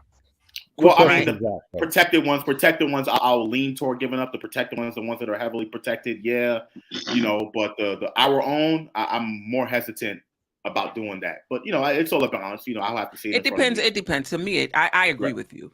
For me, I don't know if I'm that strict, but what I will say is I'm not willing to give up enough first-round picks that we don't have enough to make an extremely competitive offer if a star becomes available. We got 11 of them. I think we could give up 1 or 2, depending on who the person is, but I'm not giving up enough so that if a star does become available, we're at a disadvantage because like 3 for OG and Anunoby or something. No, I'm not doing that. I'm not, and I like OG. I like OG, but I'm not giving up 3 first-round draft. I'm not doing that. But I'm not averse to giving up a first-round draft pick if it helps us. And I agree. I think we need a backup point guard. And I said that coming into the season. I wasn't very comfortable with McBride being the number 3. Though you can argue quickly, is the number 3. I'm definitely more comfortable with that as the third point guard. And I think we need a shooting guard, a reliable shooting guard. I like Grimes. I just don't think Grimes is ready yet to reliably knock down shots. And he's the best we have right now, and that's totally fine. He should be in the starting lineup. That's not what I'm saying. But he's played 84 games. Over 2 seasons. I don't think you can expect him to be really consistent. This is his development. This is the way it is. I know when he missed them 2 shots in clutch, I was like, I need you to knock them down, but I can't be mad. This is part of his development. But in terms of roster construction, I would like to see him come off the bench and us to have a reliable two guard who can also play defense. So, but that's what the goal of being a championship contender, right? Not just developing as a team. Right. Well, for me, how I'm seeing all of this is we're evolving with the moves we make to become a championship contender over time. This is what we're doing. Just evolving, turning over the roster, adding pieces to eventually evolve into a championship contender. Give me a backup point guard. Get me a starting two guard. And I just don't think anything is going to happen with RJ Barrett. And I don't really see RJ Barrett as a two because, shooting guard. So I don't see him as a two, and I don't think he will ever come out of the starting lineup as long as he's on this team. So just and that's because of politics. You think that's because of politics mostly? Well, yeah, number 3 pick, yeah. I mean, listen. In a perfect world, we're not getting Gary Trent Jr., but if I had Gary Trent Jr. at the 2 and Kyle Kuzma at the 3, RJ is coming off the bench if he doesn't go in any of those trades, right? It's just not going to happen. I just don't think they would do it. That's what I was going to ask Josh. He mentioned Kuzma, and you say you wouldn't give up. Like, what do you consider him a star to give up like a couple firsts for? That's it for me. That's where it gets kind of key. Right. No, I don't think he's because he's right there. That's what I'm asking. I think he has all-star potential. I think he has talent to get there, and he's only 20. Whatever. You know what I mean? So I think he has that potential. He's right in there. Yeah. And I think he's right there. I think, by the way he's playing, if you put him on this particular team, I think he is a level for him to grow at. I don't think he's a number 1 on the championship team contender because he's not, to me, in the top 10 range. So he's like kind of teetering around number 2 range. I think him and Randall's better than him, but I think he can get to Randall's level, right? So in regards to giving up 2 first-round picks, I consider it. If we're going to sign him long-term, absolutely, I'll consider it. And I would have him at the 3, and I would have Grimes at the 2. I'm sorry for all the RJ fans. RJ's going in that trade for me. I disagree with Queen about Grimes. I think Grimes fits what we're doing as far as his role, being off the ball player as a shooting guard. He can play defense, even though he got torched last night by Tatum. Everyone does. But I think Grimes fits what the Knicks – he fits this current team better than RJ, or that starting lineup better than RJ, in my opinion. I agree with you. I agree. I just think we can find an upgrade at that position who fits as well. That's all I'm saying. Wow. No, I got you. I found an upgrade at the 3. So okay. I like Grimes. You're right. He fits well in that starting lineup with those ball hungry guards. I just think we can find a more reliable one who does the same thing and who's a little ahead in their development. And bring Grimes off the bench. He plays 84 games. Why can't he come off the bench and grow that way? He absolutely can. Yeah, if you could find a similar type player, to your point, Josh, I agree with you because people are talking about DeRozan, and I like DeRozan. I just feel like if you're not giving up RJ or one of them other ball hungry, you're going to be paying for somebody where you're not getting the best out of them because it's just not as many balls to go around. And that's why you like OG Anunoby. And that's why you like OG Anunoby as an upgrade over Grimes. I understand what you're saying. I just would rather have Grimes. Yeah, I just would rather have Grimes and replace RJ. That's my personal opinion. Yeah. Well, we can replace like Keith Turner tell you. Keith Turner been telling this. We need to replace both. That's what Keith Turner has been saying. We need to replace both. And Joe White, I didn't say Gary Trent Jr. over RJ. I said Gary Trent Jr. over Grimes, and then let Grimes go to the bench. And Jeff Clapton said RJ doesn't guard anymore. I don't quite get it because he was a better defender two years ago. So I don't quite know what's. You don't think so? His defense is horrible.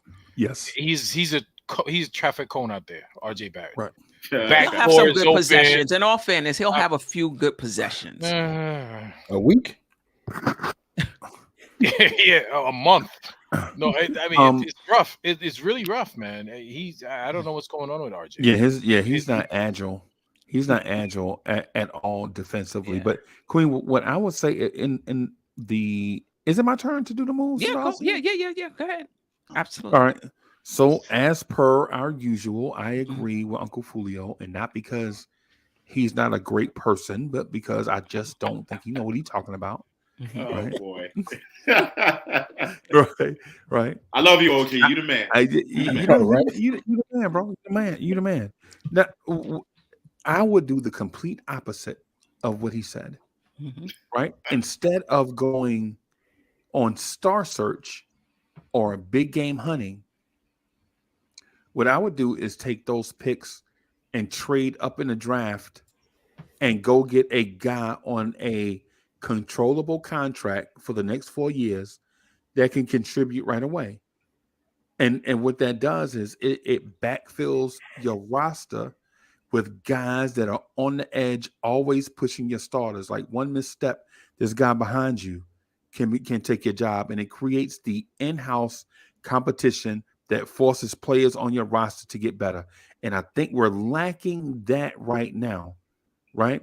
We're lacking that right now. Dudes are comfy in their roles. And so you see Miles McBride missing all these three-pointers.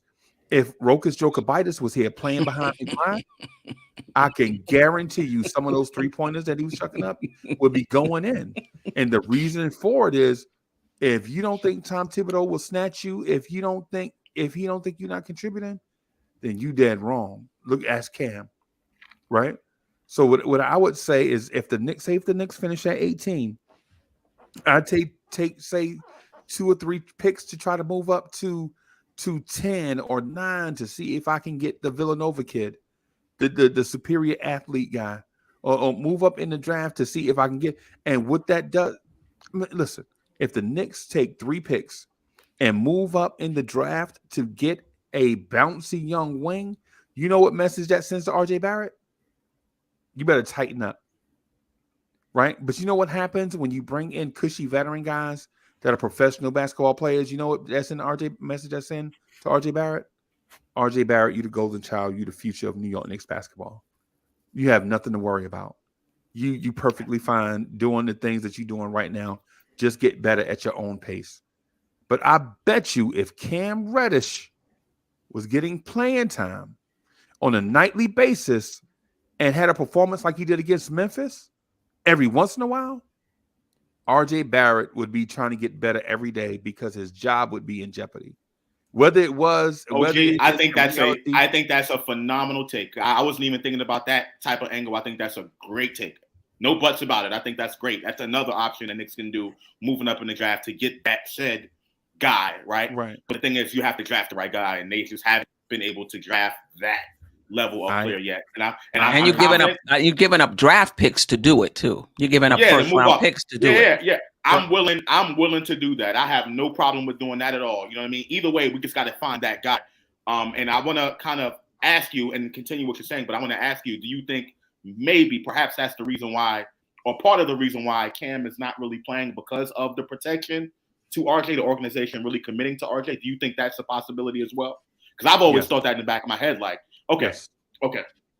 Yes, that's absolutely. I think that's absolutely part of it. I don't think it's the Cam Reddish also gives Tom Thibodeau reasons for executing said thing, right? Like every now and then, Cam Reddish will play defense for a solid 20 seconds, and then he'll stop and look around, and then Tibbs will be like, you know what I'm saying? And this is not just things I'm making up. Go back to the Dallas game, the one where Tom Thibodeau snatched him out the game, and he hadn't played since. He gave up a rebound to a dude that's not even a rebounder, 7 foot. That wasn't even, the dude took the ball all the way down the court and dunked. Tom Thibodeau took him out the game. You ain't seen Cam Reddish since. Right. But we will all agree that for whatever reason, Cam has a shorter leash than a lot of these other Knicks. Right. Because RJ dies on every screen, as somebody said in the chat. And it is so unfair the way they treat Cam Reddish. Right. I mean, it's a shame that not just RJ Barrett, but Deuce McBride. Deuce McBride's defense is excellent, but he gives you nothing on offense. I mean, Cam Reddish should be considered to get some minutes, if RJ Barrett and Deuce McBride's getting minutes. I'm sorry, that's just my opinion. Right. So but I think that's a fun. They're trading him. I think that's why that was part of it. But go ahead. So I didn't mean to make it a Cam Reddish argument. What I'm saying is if you bring in that prototype like Cam, right? Bring in 2 of them. You got 11 picks over the next 7 years. You're not signing 11 players, and you're not giving 11 players guaranteed 4-year contracts, which first round picks get guaranteed 4-year deals. Right. You're not bringing in 11 of those guys. So why not package those players up to go with this core that you have right now? Have 2 of those guys on your bench, say 2 6'8" wings, 2 6'7" wings. And while they develop, their sole job is to play defense and learn how to be professional. You don't ask them to do nothing when they're 19. Come in and play defense, hustle, rebound, learn how to play the game the right way. Excuse me, and we'll help you build your game. Right? Quick question. I'm sorry. Go ahead, bro. Real quick. I'm sorry, Steph. Real quick. So I think because I love the point. I think it's a phenomenal point. It's something the Knicks can do. I'm thinking back to when you had teams like Golden State who were top 2 in the draft or whatever. You know what I mean? Like they were top 5 in the lottery or whatever because they had the 1 year where Curry didn't play and Clay didn't play. I think you would need a team like that you would need to trade with in order to make something like that happen, as opposed to maybe a Houston or Orlando who's already in rebuilding mode and talent acquisition mode. I think you're less likely to trade with those type of teams. So I would have to look at a team maybe that's outside of the play-in picture or whatever that's supposed to be better than what they are. You know what I mean? So maybe the perfect pick is the Pelicans pick. They got it from the Lakers. The Pelicans have the Lakers pick, right? The Pelicans are a playoff team, and they're probably looking to add veterans. They're not looking to add another rookie wing player with a big contract just so he can sit on the bench. But Freezy, that was the question I had for you. I think the Knicks are in that position as well. I don't think the Knicks are in a position to draft a player that's going to be take a few years to develop. That's not going to really get in. We got a lot of young players on this team as it is. Right. Yes. Yeah. You know, I just think the direction of the team. I think we're a little past that right now in terms of bringing in high draft picks. That's in general. I'm saying for what that's in general. This year, though, this summer is not an in general draft, right? This is not an in general draft. This is a Allen Iverson, Kobe Bryant, Steve Nash, Peja Stojakovic, Jermaine O'Neal type of draft, right? But in order to get in on that, you're going to have to give up a lot of draft capital. And for a team that's draft capital, though? Yes, but for a team that's trying to make the playoffs, they're not going to give up their draft capital to get a young player. They're going to try to use that draft capital, in my opinion, to bring in a star or to bring in somebody who they think is going to upgrade this team next year. I would be shocked if the Knicks gave up 3 first-round draft picks to move up to number 10. But I guess what Freezy is asking is, can that said player be able to win or be that capable, like generational type of player to get you in contention mode in the next 3 years? Right, you know and plus the Knicks were trying to trade up to get Jaden Ivey in last year's draft. Right, so I wouldn't say that it's an unknown concept because they were diligently trying to trade up to get Jaden Ivey, and they weren't able to do it. With the same roster, knowing the guys that they had, they would have been satisfied with Jalen Brunson, Jaden Ivey, and even Donovan Mitchell still. Yeah. But I think last season it was a lot of unknowns about what this team can be. I think they're looking at this team now and seeing them, and I think we're a little further along. But I hear you. I hear you. Trade up, get a young player. You think there's a generational talent at number 10? Yes. Okay. Yes. Okay. All right, let's move on to the bench. They're coming into their own the last few games. They've been healthy. Obi is back. RJ is back. We have a semblance of a second team. They may not have always showed up statistically in this last few games, but they have a somewhat of a cohesive unit. Do you feel now that the Knicks should back off of trying to upgrade 7 through 9, upgrade the bench, and just leave the bench as it is now that they having some cohesion, and let this bench rock out for the rest of the season? No, I still think we still need a wing. I still think we need a wing that can defend and also make shots.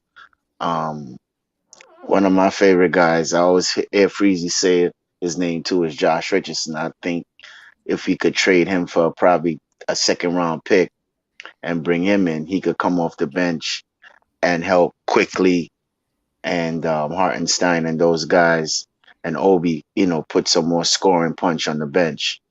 So I do think that we need to blaster the bench a little bit.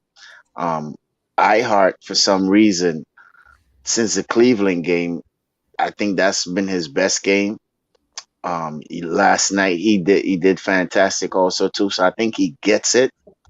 So I think that once we blaster the small forward position, I think the bench could be solid. Even though I'm still shaky about Obi, maybe we're not playing him right, or Tom Thibodeau is not using him right, but I still think we need some more scoring punch from him. Um, I think recently we've seen him put the ball on the floor, try to create his own shot, so I think he always had that in his game, but he never really pulled it out. So if we could get some consistency from him in that area too, I think we could be a strong bench. But excuse me, but I still think we need a wing player to come off the bench also too, to help with the defense, because by Tom Thibodeau staggering the lineups a lot, certain players don't get enough rest. So I think we should go ahead and get a small move for right now, which is a small forward. And people say a backup point guard, but I like quickly where he's at. I think when he's ready to turn it on, he could turn it on and score for us. I think when it's time to pass the ball, he could go ahead and get those assists. And also I think they said he's like number 2 in net rating in defense. So we definitely need his defense on the second unit. So I think the second unit is coming together. Jericho is coming into his own. I do believe if Mitch do come back, I think he needs to be in the rotation. I think Tom still needs to give him minutes. He played fantastic last night. 14 rebounds. He made a key block, and he's developing in his own. So I think once we give these guys some more minutes and they begin to gel, I think you should see a difference in the second unit moving forward. But my opinion is we need a small forward. Right. But this is what I will say. In that second unit, if you bring in a small forward, the only person it's going to impact is McBride. Right? I think if that's the case, make it be, because to RG's point, he gives us great defense but no offense. If a person like Josh Richardson come in, we know he could hit the occasional three, and he has a long wingspan and he could play defense. I'm not hating on McBride, but we just need some more scoring on that end. So if McBride needs to sit down for a little bit, I don't see no problem with that. No, it's okay. I was just bringing it up because I thought you was thinking that RJ would now not run with the second team. I think they'll still probably go 9, and I think for sure. Yeah, for sure, because you're gonna still definitely probably need a scoring threat. As you said, RJ out there. But he probably could play the 4. Richardson play the 3, and whoever is at the 2 and the 1, right? And I think we could be a solid second unit like that. The way the second unit has looked as of late, I think if the Knicks are able to upgrade it, fine. If not, I think I might be okay. Anybody else? Queen, I said it before, man. Deuce McBride's got to hit his shots. If he hit his shot, if he can hit his wife, they don't even check him no more. Like they like, go ahead, shoot it, kid, because he's just not hit. He's just not scoring.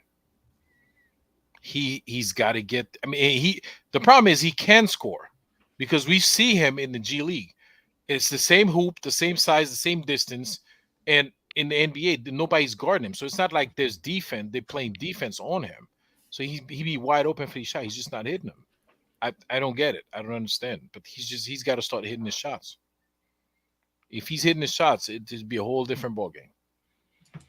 Okay. Anybody else on, the cohesion of the second unit and whether you think we should just hold, or do you think we still need to upgrade? Yeah, I definitely upgrade. Like we have Cam, Fournier, and Rose, pretty much not playing it on the trading block. So, like, if you're not going to upgrade the bench, what exactly are you trading them for? Because I don't really want picks for them. True. That's true. I need somebody to actually play minutes off the bench. So, yeah, if you're going to have those three just sitting there for no reason, yeah, upgrade it by just getting rid of them and getting somebody else in here that can actually contribute to the team.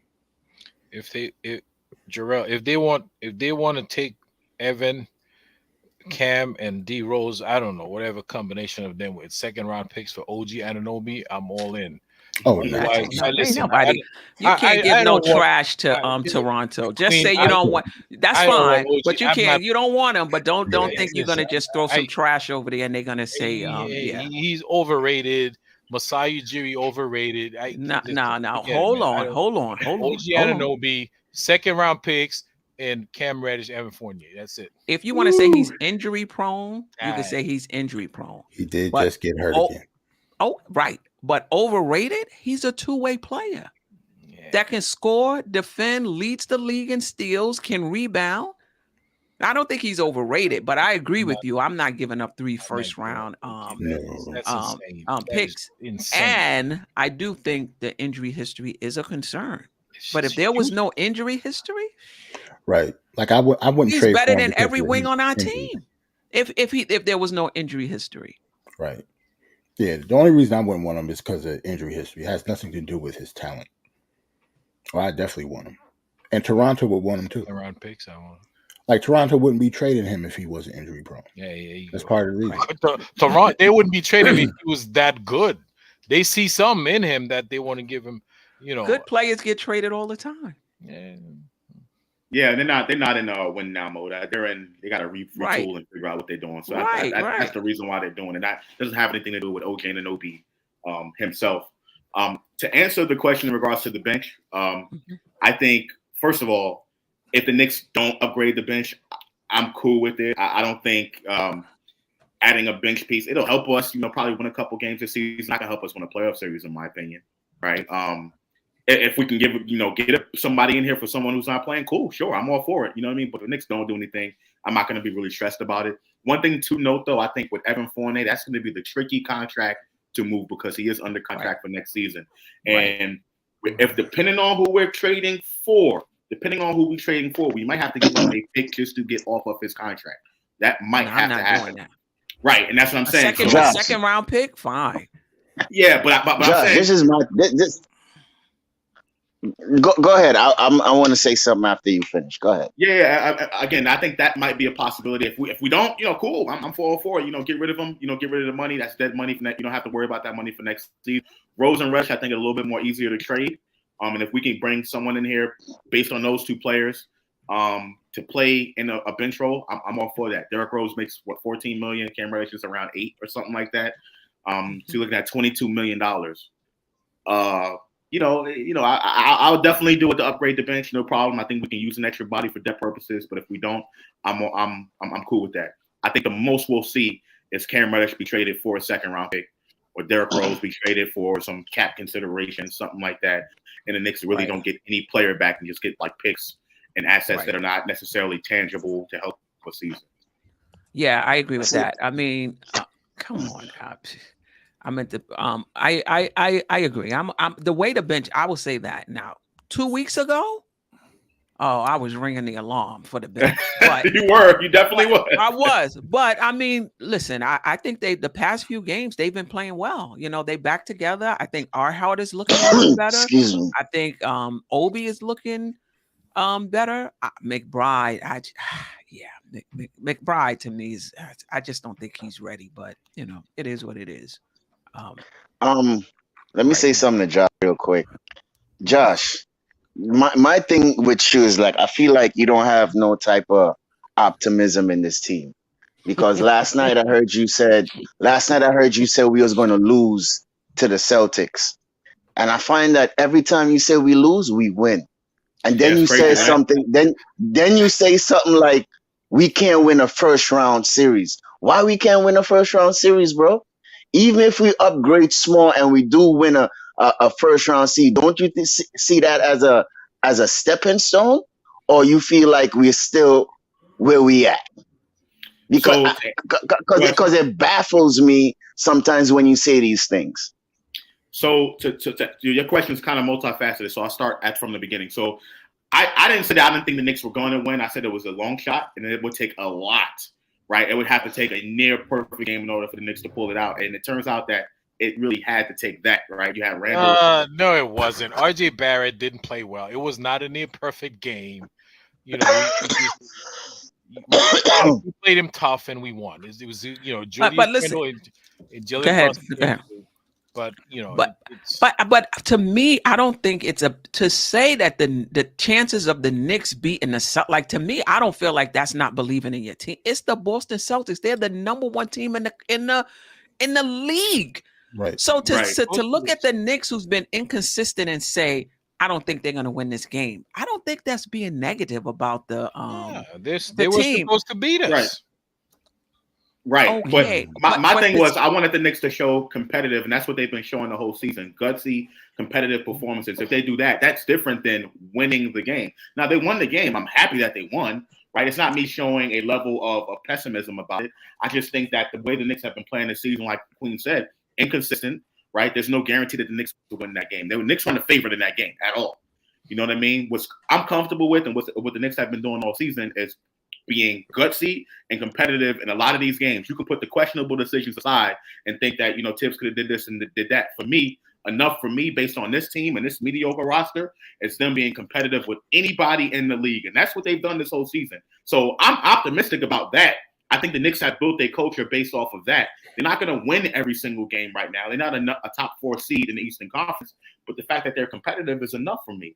Right, and that Boston is the number one team in the NBA. So, what do you expect me to say? And Mitchell Robinson's a huge part of what we do. So let me ask you this. Hold on. So let me ask you this. So, do you believe that a matchup with the Nets and Detroit, you would have said Nets was going to automatically win? No. First of all, I didn't say. First of all, no. Because what I'm trying to say, because any night, any given good team could lose. Right? So look at the Detroit Pistons. They are bottom feeders, and they blew out the Nets last night. So why you can't give us that benefit of a doubt that we could go into Boston and win the same way? Just like a whole bunch of these. I'm gonna answer your question. I'm gonna answer your question with a question. Would you have put 2 paychecks on the fact that Detroit was gonna beat Brooklyn last night? Hell no. That's what I'm saying. That's my point. Exactly. And would you have put 2 paychecks on the Knicks going into Boston and winning?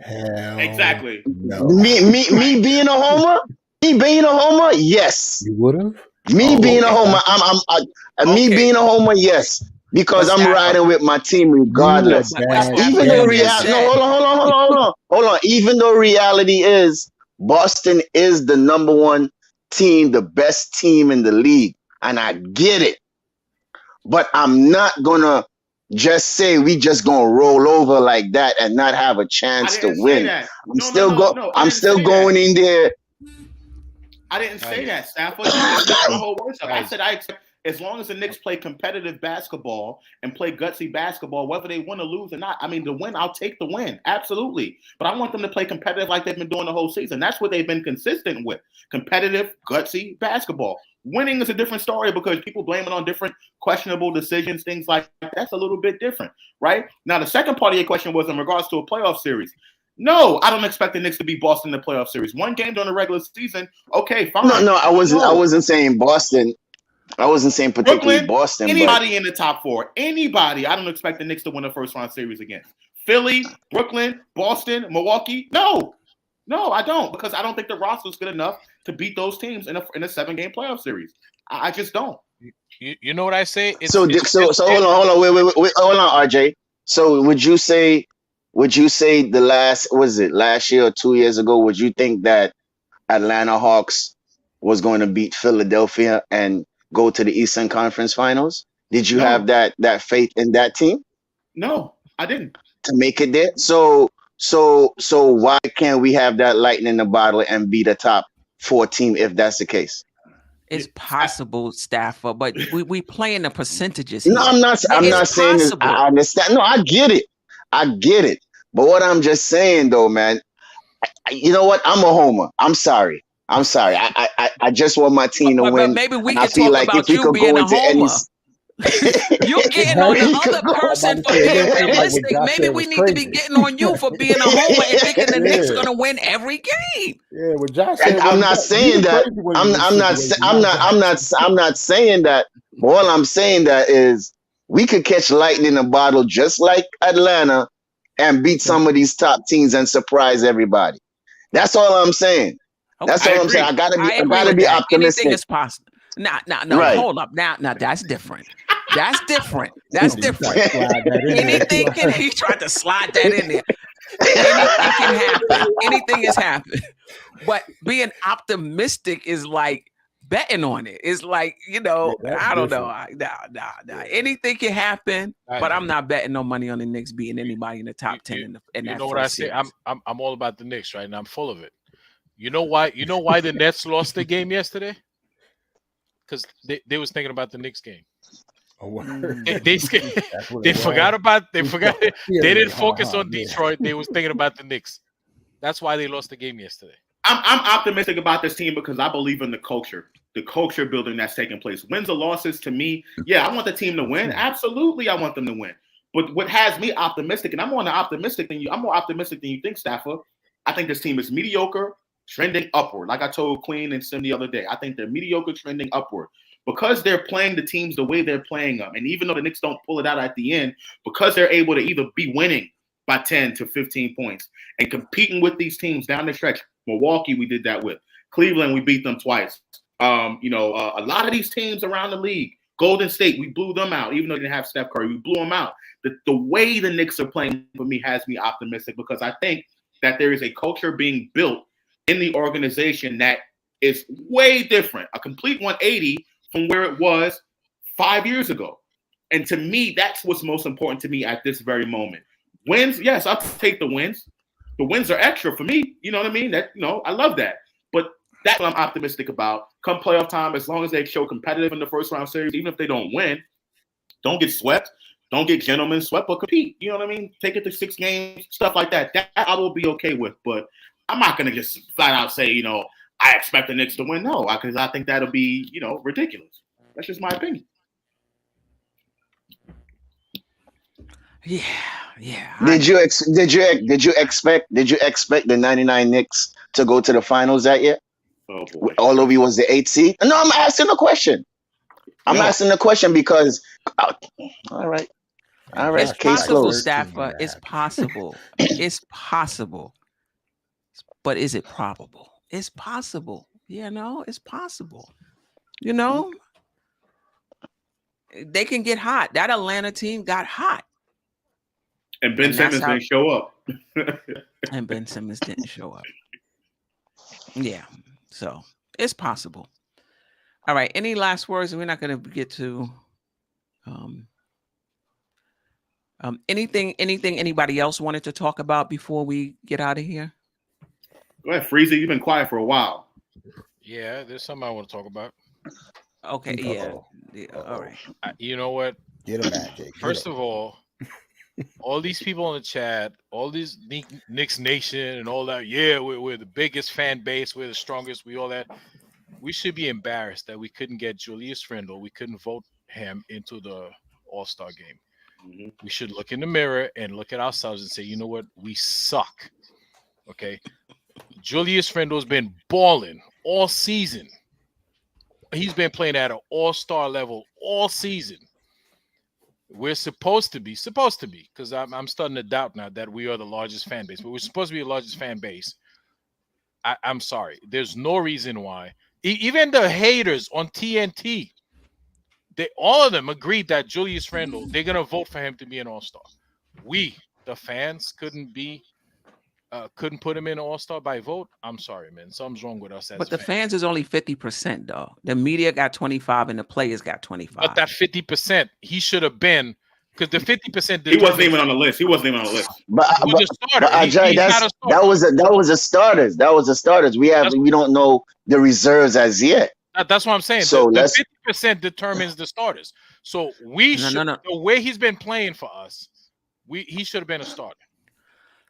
I don't know if he would have made. I don't know if he would have got the media and other players' votes. Queen. But I'm just saying. Queen. For us, Brooklyn Nets got 38 fans. They got KD in the stadium, right? No. But it's not just Nets fans. You're missing the point. You're missing the point. The media gets 25% of the vote. The players get 25% of the vote. So if you want to look at the fan side of it and say, wow, Julius Randle wasn't even in the top 10, I could get that. But the fans can't vote him into starting. No, they can't. I think media that's how it works, though. The first part of the starting lineup is determined by the votes, and then which votes?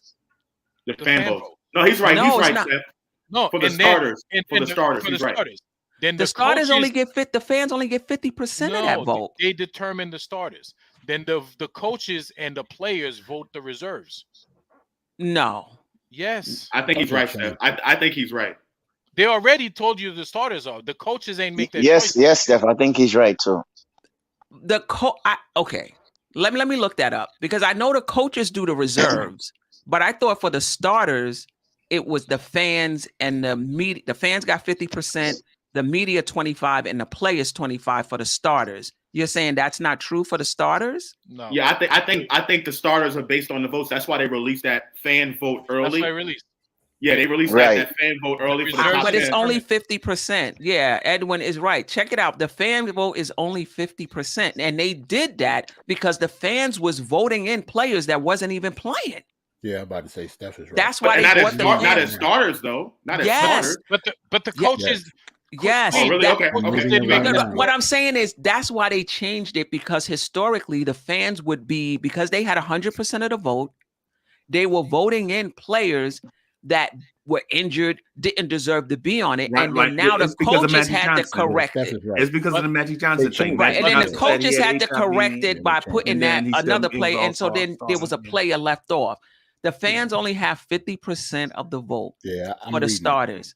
Either way, AJ, hold on, AJ. I think either way, what you should say, whether you're right or wrong, whether we're wrong, I think Julius Randle wasn't even top 10 on the fan vote. I think that's the point I'm trying to make. Exactly for the fan part of it. Yeah, correct. Right. Actually, I don't know what the final vote count was, but the first return, Nick Claxton was in the top 10.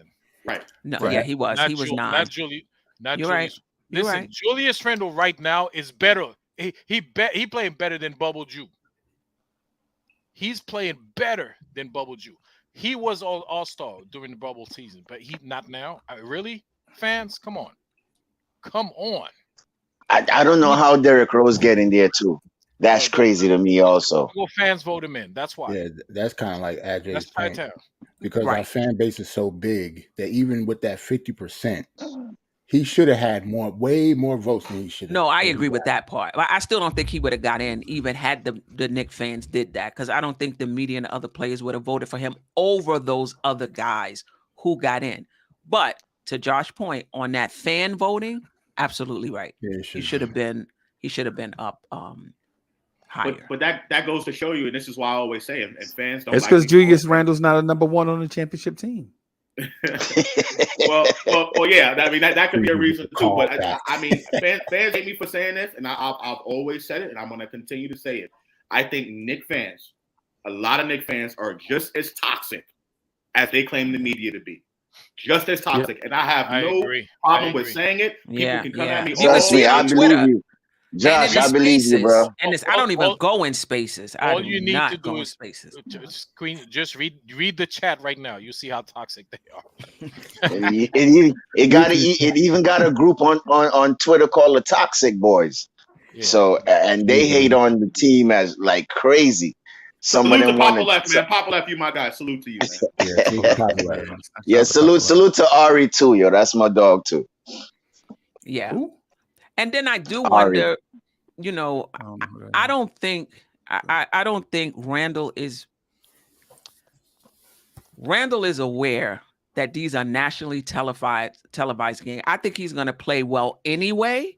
I don't think he just wants to play well on national TV. He's playing well lights out. I think no matter what, he would have gave the same performance. But you can't tell me that a part of it is also I need y'all to see what I'm doing. Over here. I need y'all to see what I'm doing over here. Absolutely. That's true, Queen. But you gotta remember, yesterday was the anniversary of Kobe's passing. So he did say that how he has a special thing, that he wanted to show Kobe that that he's doing this thing also too, and the game is in a good place, and he sent out his love to the wife and the kids, you know what I mean? That was a part of it as well. So stars step their game up when the lights are the brightest, is what I'm hearing. Freezy something else. Is that what we're hearing? No. Well, every once in a while, Freezy. Well, why is the light brightest? Because they on ESPN? I don't know. Because I think the lights are the same. I think once you get in between the lines, it's us versus them. Yeah, no doubt about it. But you don't think Randle wanted everybody to listen? All right. He played different last night. You could tell. I don't know if that was his main motivation. I'm not saying that was his main motivation, but I think a little piece of him was like, yeah, y'all don't know who I am. I'm about to show y'all. Yeah, put some respect on my name. It couldn't have been that they were playing in a rivalry game, but I get it. I get that too. A small piece, Freezy, maybe like 5%. Yeah. Maybe like 5%. You know how it was. He's got your family at the game. You was playing. Your family was at the game. That was your rival. You was gonna ball out anyway, but you just had a little extra because Mama was in next stand. Right. Didn't you see it? Didn't you see a tweet on TNT last night where they put Baby, and Baby was like, put some respect on my name. My name is Julius Randle. You know what I mean? Yeah. So it could have been that too. You know what I mean? As what the Queen was saying, he wasn't watching the pregame show when Shaq called him Randolph. I don't think he was watching that. Right. Never disruptor. Rui Hoochie Mama. Wow. He was serious too. He was serious. He said, Rui Hoochie Mama. Love those guys. Love TNT. I love TNT. Knicks fans can say what they want. I love national TV games. Because think about it. When the Knicks start getting and they start playing these playoff games, they're going to be on national TV. You ain't going to see Mike Breen and you ain't going to see Clyde calling those games. You'll see Mike Breen calling them for ABC if the Knicks get to that level. So Knicks fans need to start warming up to that idea that in order for us to get that national respect, they want to be mad at Charles Barkley and Reggie Miller for calling us out and all of that stuff. It's because the Knicks have not won. Now, when they start winning and playing important I thought Reggie Miller was fine last night. That's my point. But that's my point. When the Knicks win and they start playing basketball like we've been seeing them play this season, and if they translate that into the playoffs, the narrative will start to change. And that's the reason why the narrative has been so negative over the years, is because the Knicks have not won. Think about it. I don't think so. I think that's part of it, Josh, but I will say that they've been late to the party because they're just now turning around. And Reggie, last season and the season before, the narrative was much different, and the Knicks were so. For me, the issue is you in the past, and the Knicks are playing right now. Yeah, I disagree, Queen. 2 years ago, people People were giving the Knicks their props when they were winning those games, going to the fourth seed. They were giving the Knicks their props, right? They just didn't think they were going to last, and it turns out they didn't. So they turned out to be right. Stephen A. Smith came on at halftime against the Brooklyn Nets, and the Knicks were up by 20-some points. He said he's not worried. He thinks the Knicks are going to fail. And what happened? Knicks failed. So it's not like they're saying anything wrong, right? The Knicks have to be able to. I don't want to turn this into. I don't want to. I don't want to. I don't want to. I don't want to turn into a media stuff. We go through this. We go through this all all the time. But I agree with the overall thing. They have to win. I agree. I agree with that overall thing that when the Knicks start winning, the narrative will change. I get that. I just think the national media is just a little slow to the party. That's all. And I'm gonna say one more thing on that point. One more last thing. Even though once we get to that respect, they still want to vote our owner out. They still going to say Dolan is not good for this franchise, and they want to send him out. So I know that's a whole different topic, but at the end of the day, they're going to always say that, regardless if we winning or not. Don't get Josh. Just end it like that. Don't start talking about Dolan. You get Josh. I'm not. Josh for like 2 hours right now. Right. No, I'm not. Anyway. I'm not. Any last words? I know Ajay said what he had to say. Anything, if you have a piece you want to say going out the door, Josh, it's your time. You want to have your media take going out the door? Take going out the door. Nah, forget about the media take. Everyone knows how I feel about that. I just want to talk about real quick. Emmanuel quickly, tremendous. He's improved as a defender. Really improved as a defender. I think, we could have used him towards the end of that ball game yesterday, but like I said, Tibbs had him beginning of the fourth, end of the third. I think he would have been a big plus for us down the stretch. Also, Jericho Sims. Me and I don't know if it was me and Sim that were arguing about this, but I said that I think Jericho Sims, for what the Knicks are sometimes they lack perimeter defense from the bigs, right? Mitchell Robinson is not that good of a perimeter defender, pick and roll defender. I think Jericho Sims is better in that regard. Not overall, because I think what Mitchell provides to us overall is better. But Jericho Sims deserves a lot of props for what he did at the end of the game, at the end of overtime, and his defense on the pick and roll, big block, and also defending pick and roll deep. So I want to give a big shout out to Jericho Sims. And this is an example of the Knicks perhaps playing a better style of basketball with Mitchell Robinson out. Just putting that out there. Not saying that he's better than Mitchell Robinson, but I want to lay that out on the plate for y'all to eat a little bit. I want to get this win on. I want to get this win on Saturday. Out of all the wins with the Cleveland and the Celtics, I think tomorrow is more significant to me. In my opinion, I want that game. I think the Nets been having our just like Toronto. I think they beat us 8 straight so far. So I want to go in there and end that losing streak. So I want a big win. I want a big win tomorrow on ABC. Out of all the 3 games this week, I think that game is the more significant game to me because I think it's a battle of the boroughs. Nets versus the Knicks. Who owns the city, right? And we all rightly know that Knicks is the rightful owner, but we just got to go out there tomorrow and prove it and put a stamp on them. Right, so we're gonna lock down Kyrie Irving. Hold on, Ajay. We're gonna lock down Kyrie Irving. Sims is gonna do a good job on Nick Claxton, and we're gonna go out and get this win. And I'm hoping that my boy Grimes rebound and hit those open shots. You know what I mean? And let's go Knicks. I want that win tomorrow, definitely. Go ahead, Ajay. I was gonna say, Queen Steph and I am Jerrell. Jerrell knows exactly what I'm about to say. I'm still salty about that loss to Brooklyn Nets the last time. I'm still hot about that, man. So I don't know tomorrow. I don't know if we're gonna win, but at least we gotta play well. So whether we come out with the dub but it's got to be okay. It can't be like the last time when they came out the gate and they wiped the floor with us the last time. That can't happen. Be careful, Ajay. Saying you don't care who wins because the next show staff are going to be on you that you're not being optimistic about the team. You're not being optimistic. Nobody here better say Brooklyn has a good chance of winning without KD. You're sure right. They wiped the floor with us last time, man. That's still heavy on my heart. I'm mad about that loss too, but not like Ajay though. No, I don't think Ben Simmons is playing tomorrow either. So that's even another plus. Man, So we should go get it tomorrow, man. I don't know if I want to pay $300 to go to that game in the Don't do it, Steph. Don't do it, Steph. Section 125 is not. That's actually that's actually a good price. Not bad. Because nobody be there, Steph. So of course you don't get that good seat. That's funny. They giving away those tickets. Why you got to pay for yours, man? The Nets tickets are free, man. Don't nobody want to go to them games. Forget the Nets.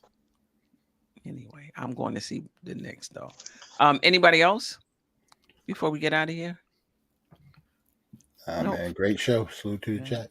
Yeah. All right, Freezy, you don't have anything? No, salute to the chat. I'm I'm good, man. I'm all right. You sure? Yeah, I'm good. Okay. Oh, today's Freezy birthday too, man. No, it is crazy. No, my birthday was the 15th. So why you playing with? So you was just messing with me this morning? No. Oh, it's your birthday, Staffer? No, Freezy. I'm talking about. No, man. I just told you my birthday was the 15th. Happy belated. Okay. Yeah, Happy belated. I was like, Staffer, you ain't even hit me up and told me it was my birthday. You Okay. had to tell you it was your birthday. You like Staffer, you like 12 days late.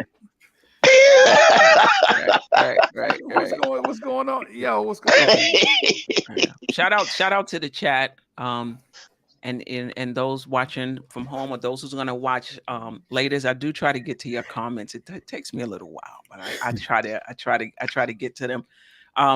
Hit the like button on your way out the door. That's a way to support the channel. If you haven't already, if you're just watching, this is your first time, subscribe to the channel, hit the notification button. Subscribe. I do the morning recap show. The next one will be Sunday morning, right? We'll talk about that Brooklyn win, right, Staffer? Listen, they lost to Detroit. They coming out with some fire. The Knicks better be ready. Right. Yeah. Anyway, let me just. All right. Until next time. Appreciate you. Peace and love. Sister, you one of a kind. Yes. Sister, it's time you That's shine. Don't Where you at? Don't